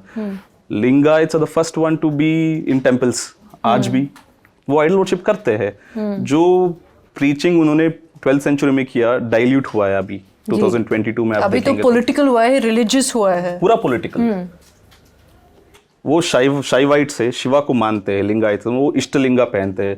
सो दो थ्रेड पहनते हैं ब्राह्मण लोग, उनके उसके साथ एक लिंग भी होता है, जो उस लिंग को आप हाथ में रख के, बड़ा नेकलेस जैसे बसवण्णा उस समय भी देते थे सबको, कि मतलब आपके कास्ट कुछ नहीं है, creed नहीं है, आप सब ये इष्टलिंगा पहन लो। वो रुद्राक्ष के साथ थे और एक लिंगा होगा नीचे। और लिंग को हर सुबह आप हाथ में पकड़ के उनको पूजा करें, प्रार्थना करो, मेडिटेट भी करें, ध्यान करें। वो लिंग शिव नहीं है, वो लिंग एक सुप्रीम पावर है। ओके। जो भी आप मानते हो वो सुप्रीम पावर उसमें है, और मेडिटेट करें आप और सबकी भलाई चाहे उसके थ्रू। और ये भी कहा जाता है कि जब बसवन्ना छोटे थे तो उनकी मर्जी के खिलाफ उनको जनेऊ पहनाया गया था, लेकिन गुस्से में आके उन्होंने निकाल दिया। जी, ऐसा लेजेंड और मिथ भी है कि आप देख सके कितना एंटी ब्राह्मण थे वो। जो वेद और उपनिषद पढ़ते थे उनका जनवार जो थ्रेड, सेक्रेट थ्रेड बोलते हैं, कन्नड़ा में जनवारा बोलते हैं उसको, वो पहना गया और उनको निकाल दिया।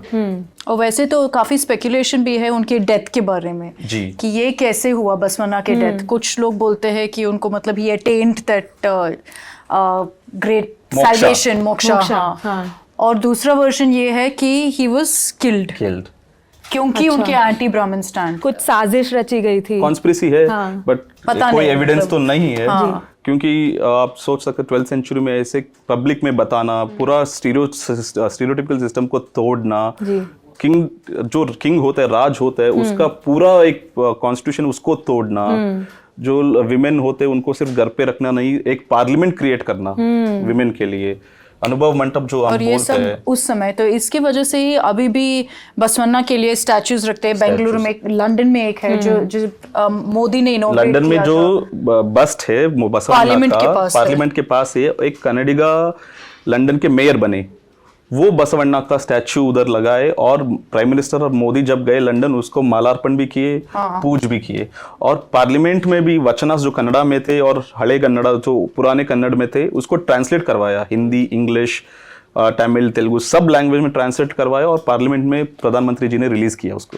मतलब काफी इन्फ्लुएंशियल रहे, काफी इन्फ्लुएंस। और ये भी था कि मतलब वो संत थे, शादी नहीं की उन्होंने, ऐसे शादी हुआ है। अच्छा, हुआ है जो बचपन में हुआ है माँ बाप की वजह से, वो शादी हुआ है। अच्छा, चाइल्ड मैरिज। बट ये भी कहीं पढ़ा था कि शुरुआत में उन्होंने बोला कि नहीं मैं शादी नहीं करूंगा, फिर उनके गुरुजी ने शायद उनको कहा कि कुछ रिश्ता आया है राजनीतिक परिवार से। नहीं, उनका तो चाइल्ड मैरिज हुआ था, मैटरनल अच्छा, कोई रिलेटिव, कजिन या कजिन था उनके। तो वो जैसे मतलब उस टाइम का ट्रेडिशन था कि आपके फैमिली के अंदर ही मैरिज करो, क्योंकि वो कास्ट के इक्वालिटी है या जो भी है, उसकी वजह से उनकी मैरिज चाइल्ड मैरिज में ही हुआ था, और उनके कजिन थे। अच्छा, तो ऐसा है।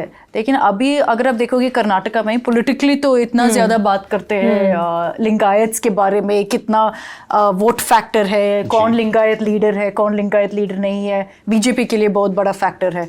और अभी भी अगर आप देखोगे बसवन्ना के बसव जयंती है एक दिन, जब मतलब बहुत बड़े धूमधाम से मनाते हैं कर्नाटका में।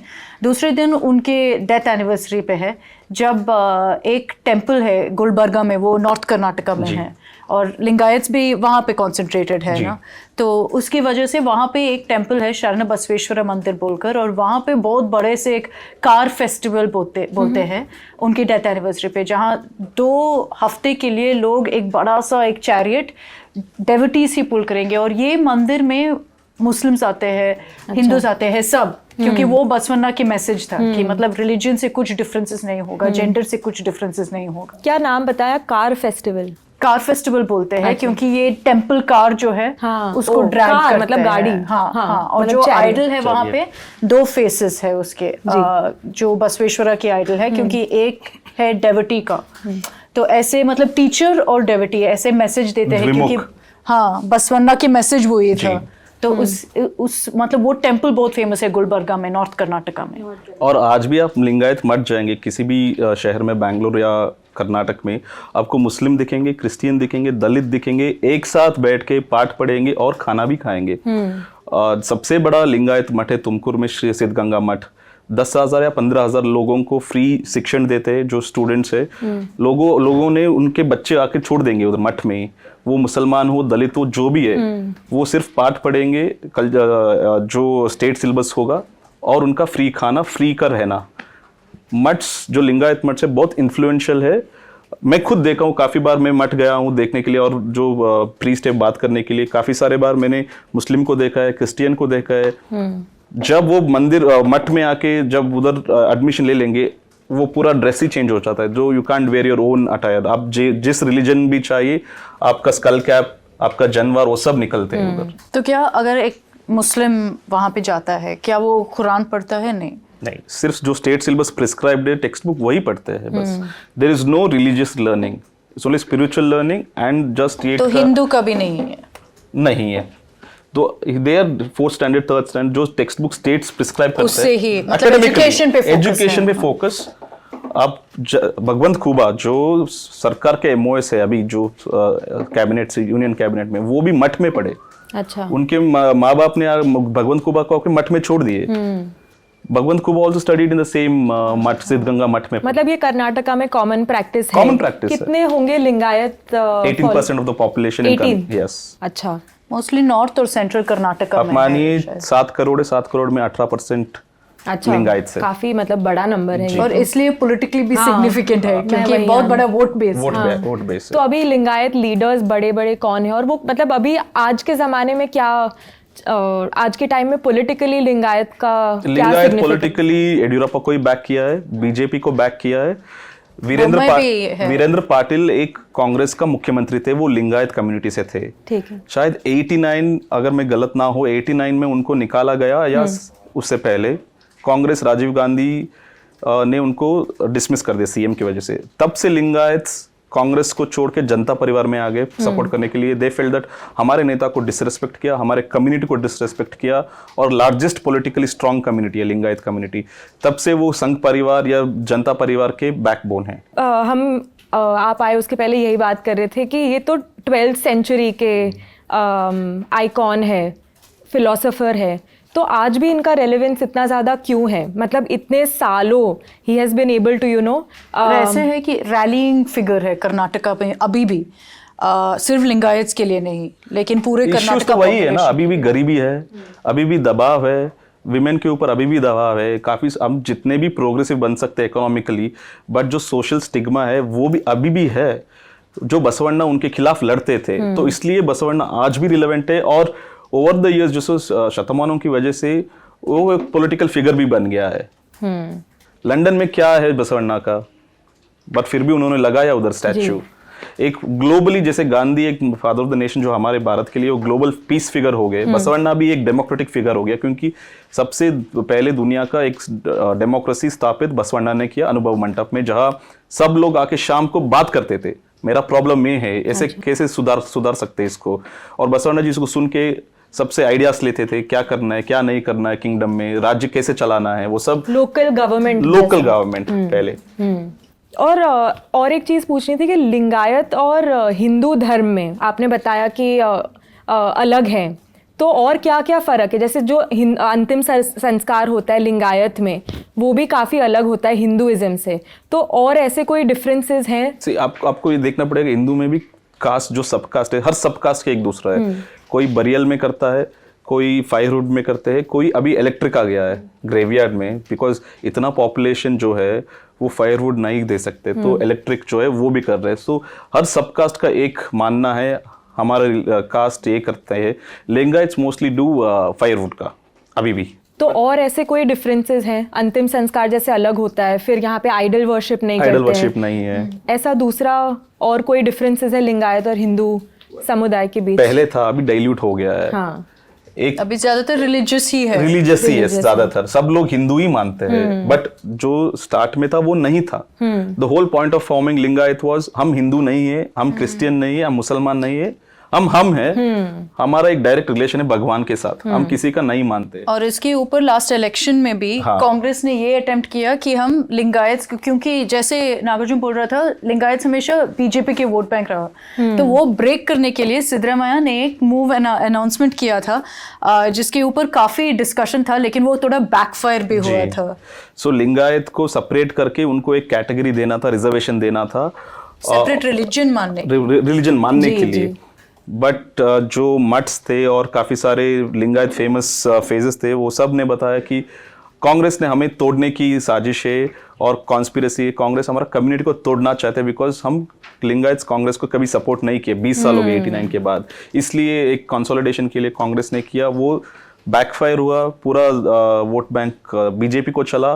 बट कांग्रेस में भी आज भी काफ़ी सारे नेता है जो लिंगायत है, वो प्रोमिनेंट है उनके जिले में, उनके टाउन में, उनके एरिया में, बट पैन कर्नाटक का प्रेजेंस कांग्रेस में लिंगायत का किसी का नहीं है। अच्छा, तो आज मेरे एक नहीं बल्कि 2 टीचर्स रहे हैं और काफी कुछ जानने मिला मेरे को। मतलब मैं एक और बार बोल दूं, लेकिन आपकी हिंदी शायद मेरे से अच्छा है। नहीं, दोनों की हिंदी बड़ी प्यारी है। मैं एक ट्रिविया बोल दूं, आप हंसोगे नहीं। मैं जब पहली बार, ये बसवन्ना से ऑफ टॉपिक है, मेरा खुद का जिंदगी का एक मामला है।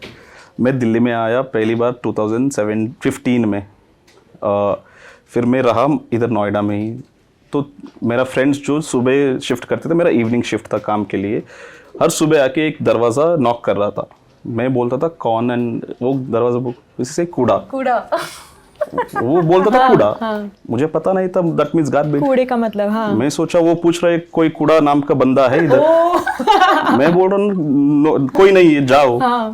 3 दिन बाद गार्बेज इज नॉट लिफ्टेड घर से, वैसा ही पड़ा है।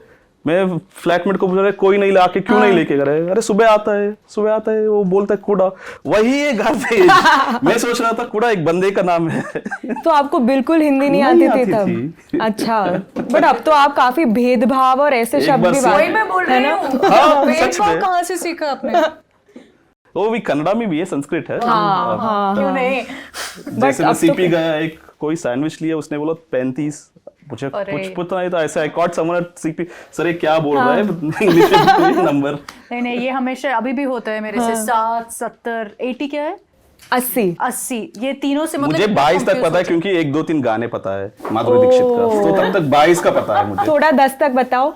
1, 2, 3, 4, 5, 6, 7, 8, 9, 10, 11, 12, 13, 14, 15, 16, 17, 18, 19, 20, 22, 21, 21, 22, 25। वाह वाह वाह। नहीं, चलो हमने भी थोड़ा सिखा दिया, आपने भी थोड़ा सिखा दिया आज हमको।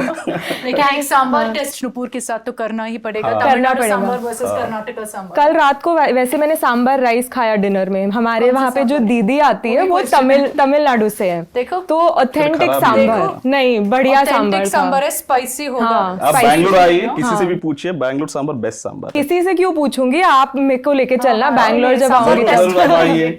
चलिए, thank you so much Nagarjuna, thank you.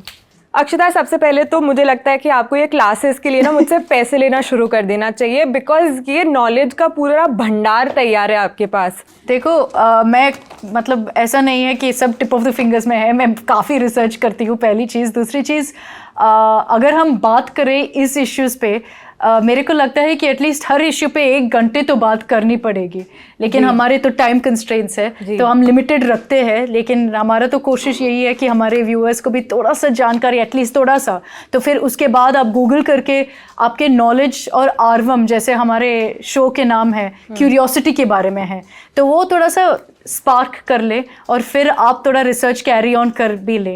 लेकिन मेरे को लगता है कि मैं भी थोड़ा सा सीख रही हूँ, मेरी हिंदी पहले, दूसरे गुजराती भी अभी लर्न कर रही हूँ, तो अच्छा गुजराती और सीखेंगे, વધારે શીખીશું, क्या ज्यादा सीखेंगे और सीखेंगे।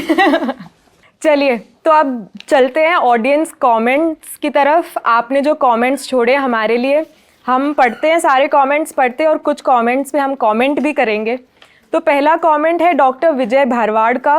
कहते हैं finally Gujarati in Lallan top. अरे वाह, we always feel that we are a part of the Lallan top family virtually, but today seeing a Gujarati on Lallan Top gives another comfort and hope that soon Lallan Top is going to explore more of Gujarat. Task for Saurabh sir. Saurabh sir तो नहीं आए आज, पर मैंने उनको ये task करवा दिया वैसे। लेकिन एक वो शब्द मेरे को भी गुजराती है ना ये। हाँ, गुजराती। देखो काफी हिंदी। हाँ, गुजरात, लास्ट वर्ड गुजरात है। तो task for Akshata ma'am actually. नहीं please try to read this, you can take help Hindi master करने दो। चलो, ये एक लाइन है। ब्या ब्या वासे गुजराती, ज्या ज्या वसे गुजराती, त्या त्या साहा सदाकाड़ गुजरात। अच्छा, मतलब विजय जी कहना चाहते हैं कि जहां जहां गुजराती है वहां वहां गुजरात है। वाह, बहुत ही बढ़िया कमेंट, दिल खुश हो गया, थैंक यू सो मच। फिर शिरीष कहते हैं कि there was a Gujarati drama Andhado Pato, very hit one, even movie was made leading Amitabh Aankhen on bank robbery. तो ये आतिश कपाड़िया द्वारा लिखा गया आंधड़ो पाटो एक प्ले है, मैंने भी देखा है, और इस पे बेस्ड है आंखें जो मूवी थी। अच्छा। हमने पिछली बार बात करी थी चेलम्बरा बैंक रॉबरी की, जिसकी एक्चुअली प्रेरणा धूम मूवी थी। हाँ, तो आंखें से मतलब इंस्पायर्ड है। हाँ, मतलब आंधड़ो पाटो इज अनदर प्ले। Okay. और उसका अडेप्टेशन है आंखें मूवी। अच्छा। पर आप जब बात कर रहे थे ना चेलम्बरा बैंक रॉबरी की, तो मेरे दिमाग में आंखें मूवी चल रही थी, बिकॉज इट अच्छा। Sounds very similar to that. फिर सोहम पटेल लिखते हैं, सौरभ भाई, जय Shri Krishna, thanks for such a wonderful program आरवम, learn many things about culture and politics of south India from Soham Patel. Thank you Soham भाई, जोता रे जो हमारो शो। फिर शाहनवाज हुडा कहते हैं, my grandma told that Nupur is wearing a साडलो और हाडलो। वो साड़ी है। साड़ी, साडलो मतलब, और ये जो काठियावाड़ी होते हैं ना, वो स को ह कर देते हैं, तो साडलो को बोलते हैं कि हाडलो। एकदम करेक्ट शाहनवाज भाई। And my request to show the history of south India's kingdoms like Cholas, Wadiyar, Nizams. Aditi Rao, Hydari and Kiran Rao are also from the royal family. Noted Shahnawaz भाई। फिर कहते हैं, हाय सौरभ, नॉलेज गेनर नाम है इनका। हाय आरवम में सही जगह आए हैं। हाय सौरभ, वेरावड़ is the place near tower Chowk, जो पिछली बार एपिसोड में बात करी थी। बिल्कुल, मैं पोरबंदर से हूँ, तो पोरबंदर जब जाते हैं बड़ौदा से, तो वेरावड़ बीच में आता है। फिर सत्या की भट्टाचार्य कहते हैं, dear Saurabh ji, does that mean that you are going to stop hosting the show? Absolutely not done. We want you for at least first 10 episodes, please. अरे अभी नुपुर आ गई सत्या ना? की भाई, हमें भी चांस दे दो यार, प्लीज। नहीं, बिल्कुल। But 10 on 10 आपके लिए। 10 episodes of Nupur. Thank you. But Saurabh ji भी आते रहेंगे, काफी सारे और भी शो वो होस्ट करते, तो टाइम की थोड़ी कमी होती है। हाँ, गेस्ट अपीयरेंस तो होगा। गेस्ट अपीयरेंस जरूर होगा। फिर कहते हैं, Saurabh, sometimes I feel guilty to have access to such good content free of cost. If you charge then we can pay. Make सुन पेमेंट रहा है? ऑप्शनल। ये टीम को नोट कर लेना चाहिए, पैसे आने वाले हैं। बिल्कुल, thank you for this suggestion. और जो भी व्यूअर्स है सब आपको कर्ज करेंगे। चलिए अक्षता। तो एक कमेंट है जो मेरे को इंटरेस्टिंग लगा। अंशुमन ने बोल दिया कि Kerala Sastra Sahitya Parishad, please ask Akshata ji about the above NGOs role in Kerala's literacy. हम बात कर रहे थे केरला के लिटरेसी रेट के ऊपर और उनके पॉलिसीज़ के ऊपर। जो ये जो एनजीओ है, ये पीपल्स मूवमेंट जैसा था, और उनके बहुत बड़ा रोल है, जैसे अंशुमान जी बोल रहे हैं, बहुत बड़ा रोल है, क्योंकि ये largest science publisher in India है। तो ज़्यादातर टेक्स्ट बुक्स जो आप देख रहे हैं चिल्ड्रन स्कूल्स में साइंस के ऊपर, ये इसी परिषद ने किया है, और उनके बहुत बड़ा रोल है एजुकेशन डिसमिनेट करने में और इंटरेस्टिंग करने में केरला में। तो उनकी मलयालम में है, इंग्लिश में भी है, लेकिन साइंस पे फोकस करते हैं। उनके मोटो भी साइंस फॉर सोशल रेवोल्यूशन या वैसा कुछ है, तो वो मतलब काफ़ी इंटरेस्टिंग है। जानकी अय्यर शायद तमिलनाडु से है। अरे हिंदी, पूरा हिंदी कमेंट हमेशा देते हैं। सौरभ जी नमस्ते, मैं 69 वर्षीय अवकाश प्राप्त अध्यापिका हूँ। Thank you. आपका हर शो शिद्दत से देखती हूँ। तमिल भाषी होने के कारण चिरकाल से चाहती थी कि लल्लन टॉप की, ये क्या हो रहा है, कृपा दृष्टि यहाँ भी पढ़े। प्रोग्राम बेहद अच्छा लगा। थैंक यू जानकी अय्यर जी। जानकी अय्यर तमिलनाडु से है, अगर हिंदी में लिख सकती है तो मैं पढ़ सकती हूँ, तो कर दिया ना वैसे भी। निशांत खरखवाल ने बहुत ज़्यादा कमेंट, बहुत लंबा सा कमेंट है जिसमें ह्यूज मॉलीवुड फैन बोल दिया, कुरूप is a movie on a criminal, बोल रहे थे कि चेलम्बरा बैंक रॉबरी के ऊपर, और मतलब बहुत ज़्यादा क्राइम थ्रिलर्स है मॉलीवुड में। Dulquer Salman my favourite actor. Lucifer Mohanlal movie है, बहुत अच्छा लगता है। मृणाल मुरली लिखा है, मिन्नल मुरली है। कुंभलंगी नाइट्स बहुत अच्छा मूवी है। बैंगलोर डेज, बहुत ज़्यादा ऑप्शंस है। उनको बोलना है कि KGF चैप्टर 2 अच्छा नहीं लगा, मैं भी मतलब मानती हूँ कि अच्छा नहीं था। एक और कमेंट जो है वो SK लक्स से है, बोलते हैं कि perhaps certain media creators are not aware about the unintended damage they happen to cause in casual conversation. The usage of divisive language while speaking about movie performance, such as calling them South or South Indian, are not current in the present day sentiment of One India. देखो, yes अच्छा नहीं है कि south India बोलते हैं, लेकिन मेरे को लगता है कि ये क्यों इंसल्टिंग है। साउथ इंडिया तो मतलब हम एम्ब्रेस करना चाहिए। हाँ, हम मतलब अगर आप डायरेक्शन देखोगे हम साउथ में हैं, अगर हम साउथ इंडिया इतने अच्छे कर रहे हैं, टॉलीवुड इतना अच्छा कर रहा है, तो फिर मतलब अभी तो it's a great thing, it's a matter to be proud Yeah. Of कि हम साउथ इंडिया से है। तो ये मतलब डेफिनेशन के बारे में और एक ब्रैकेट के बारे में नहीं है। ठीक है, SK लक्स ये भी बोल रहे हैं कि दे आर इधर Hindi movies, Bollywood movies, Punjabi songs और regional language movies from Kerala, Odisha etcetera. Vande Mataram, जय हिंद। वन इंडिया के कॉन्सेप्ट मैं मानती हूँ, लेकिन जब कोई मेरे को बोलते हैं कि आप साउथ इंडियन हो, मैं बिल्कुल इंसल्ट नहीं मानती हूँ। ऐसा है कि मैं साउथ इंडियन ही हूँ, साउथ इंडियन में एक स्टेट में हूँ, वो डिफरेंट है, लेकिन साउथ इंडियन तो हूँ। तो मेरा थोड़ा सा डिफरेंट ये है ओपिनियन है इस पे। और हमारे शो की एक्चुअली कोशिश ही ये है कि हम ये सारे स्टीरियोटाइप्स को भी ब्रेक कर पाए और बिल्कुल। सबको साथ लेकर आ पाए। देखो अगर किसी मेरे को साउथ इंडियन बोल दिया मेरे को ऑफेंसिव नहीं लगेगा, अगर मेरे को मद्रासी बोल दिया मेरे को बहुत ऑफेंसिव लगेगी। तो वो डिफरेंस है, और वो शायद मतलब आने वाले एपिसोड्स में भी हम बात करेंगे। एक और इंटरेस्टिंग कमेंट है जो मतलब उसके साथ हम I will leave you with this, क्योंकि नेक्स्ट एपिसोड इसके बारे में बात करेंगे। शम शेट्टी एक बोल रहे हैं कि Saurabh sir please mention some women personality of south India. तो अगले एपिसोड, जैसे हम इस एपिसोड बसवन्ना के बारे में बात किए थे और पिछले एपिसोड नरसिम्हा रेड्डी, मैं नेक्स्ट एपिसोड जरूर एक वुमन पर्सनालिटी के बारे में भी Definitely. बात करेंगे। डेफिनेटली। तो अब बढ़ते हैं रिकमेंडेशंस की तरफ। ओहो, अक्षता, मैं भूल गई। आपसे शुरू मैं करें। सब कुछ बंद करके जाने वाली थी। तो अगर आप मूवीज देखोगे, अभी एक तेलुगु मूवी है जो सब बात कर रहे हैं, सीतारामन बोलकर, जिसमें दुलकर सलमान है, मृणाल ठाकुर है। बहुत अच्छा रिव्यूज आ रहा है इस मूवी के लिए। मैंने ये पहले एपिसोड में नहीं बोला था ना, मैंने मृणाल ठाकुर का नाम सुना था आई थिंक, अभी मेरे को लग रहा है कि मैंने सेम रिकमेंडेशन, बट इतनी अच्छी लगी कि 2 बारी रेकमेंड कर दिया है नहीं, मैंने अक्षता ने। लास्ट वन पढ़ा, मैं शायद बोल रही थी, मेरे को सॉरी और गार्गी बोला था आप। गार्गी सौरभ बोल रहे थे। हाँ। देखो हम पूरा रिकैप कर रहे थे प्रीवियस एपिसोड के। आपकी कुछ मूवीज है? मूवीज मेरे एक्चुअली बुक रिकमेंडेशन है और एक सॉन्ग रिकमेंडेशन है। रिकमेंडेशन तो नहीं, बस एक लूप पे सुन रही हूँ ये गाना। ब्रह्मास्त्र मूवी का जो केसरिया है हिंदी वर्जन, उसका तेलुगु वर्जन है, अच्छा। कुमकुमला नुवे। ओह। मतलब मैं सुबह उठती हूँ गाना गाते गाते, रात को सोती हूँ गाना गाते डिफरेंस गाते। क्या है अगर हिंदी और इसमें? केसरिया इज द हिंदी सॉन्ग, हाँ, इज द तो ट्यून इज मतलब- द सेम, हाँ, so- बस ये तेलुगु में है। आपको but अच्छा लग रहा है? बहुत अच्छा लगता है, सुनने में इतना प्यारा लगता है। हाँ। और जो हिंदी वाला गाना है उसमें वो लोगों ने लव स्टोरी या शब्द डाल दिया, तो वो हाँ, शब्द मैंने अच्छा देखा नहीं था लगता वो है। पूरा concept। तो ये कुमकुमला नुवे में क्या कह रहे समझ नहीं आ रहा है। कुमकुमला नुवे मतलब कुमकुम केसर है वहां पे, नुवे मतलब यू, ओ तो बहुत ही प्यारा translation गाना है, है। अच्छा, बहुत तो मैं प्यारा। सुन लूंगी इसके। जी, कुमकुमला नुवे जरूर सुनिएगा। और एक बुक रिकमेंडेशन है, मैंने अभी एक किताब पढ़ी थी और लल्लन टॉप पर उसका आर्टिकल और वीडियो दोनों गया है, प्लीज देखिएगा। बुक का नाम है planning democracy by Nikhil Menon नाम है। और ये बुक पूरा जो नेहरू का जो योगदान रहा है भारत के डेवलपमेंट में, विकास में, उसके बारे में सब लोग जानते हैं। लेकिन एक प्रोफेसर थे, प्रोफेसर प्रशांत चंद्र महालनोबिस। Okay. ये एक बड़े आर्किटेक्ट रहे हैं। भारत की जो योजनाएं हैं, पॉलिसीज है, प्लानिंग कमीशन है भारत का, जो अब नीति आयोग बन गया है 2014 से, तो इनकी कहानी है। और ये बुक में निखिल जी ये भी मेंशन करते हैं कि कब से और कैसे धर्म के साथ राजनीति की मिलावट शुरू हुई, मतलब पॉलिटिक्स और रिलीजन की मिलावट कब से और कैसे शुरू हुई। इंडिपेंडेंस से ही शुरू हो गई थी। हमें लगता है कि आजकल की बात है, पर एक्चुअली सालों पुरानी बात है।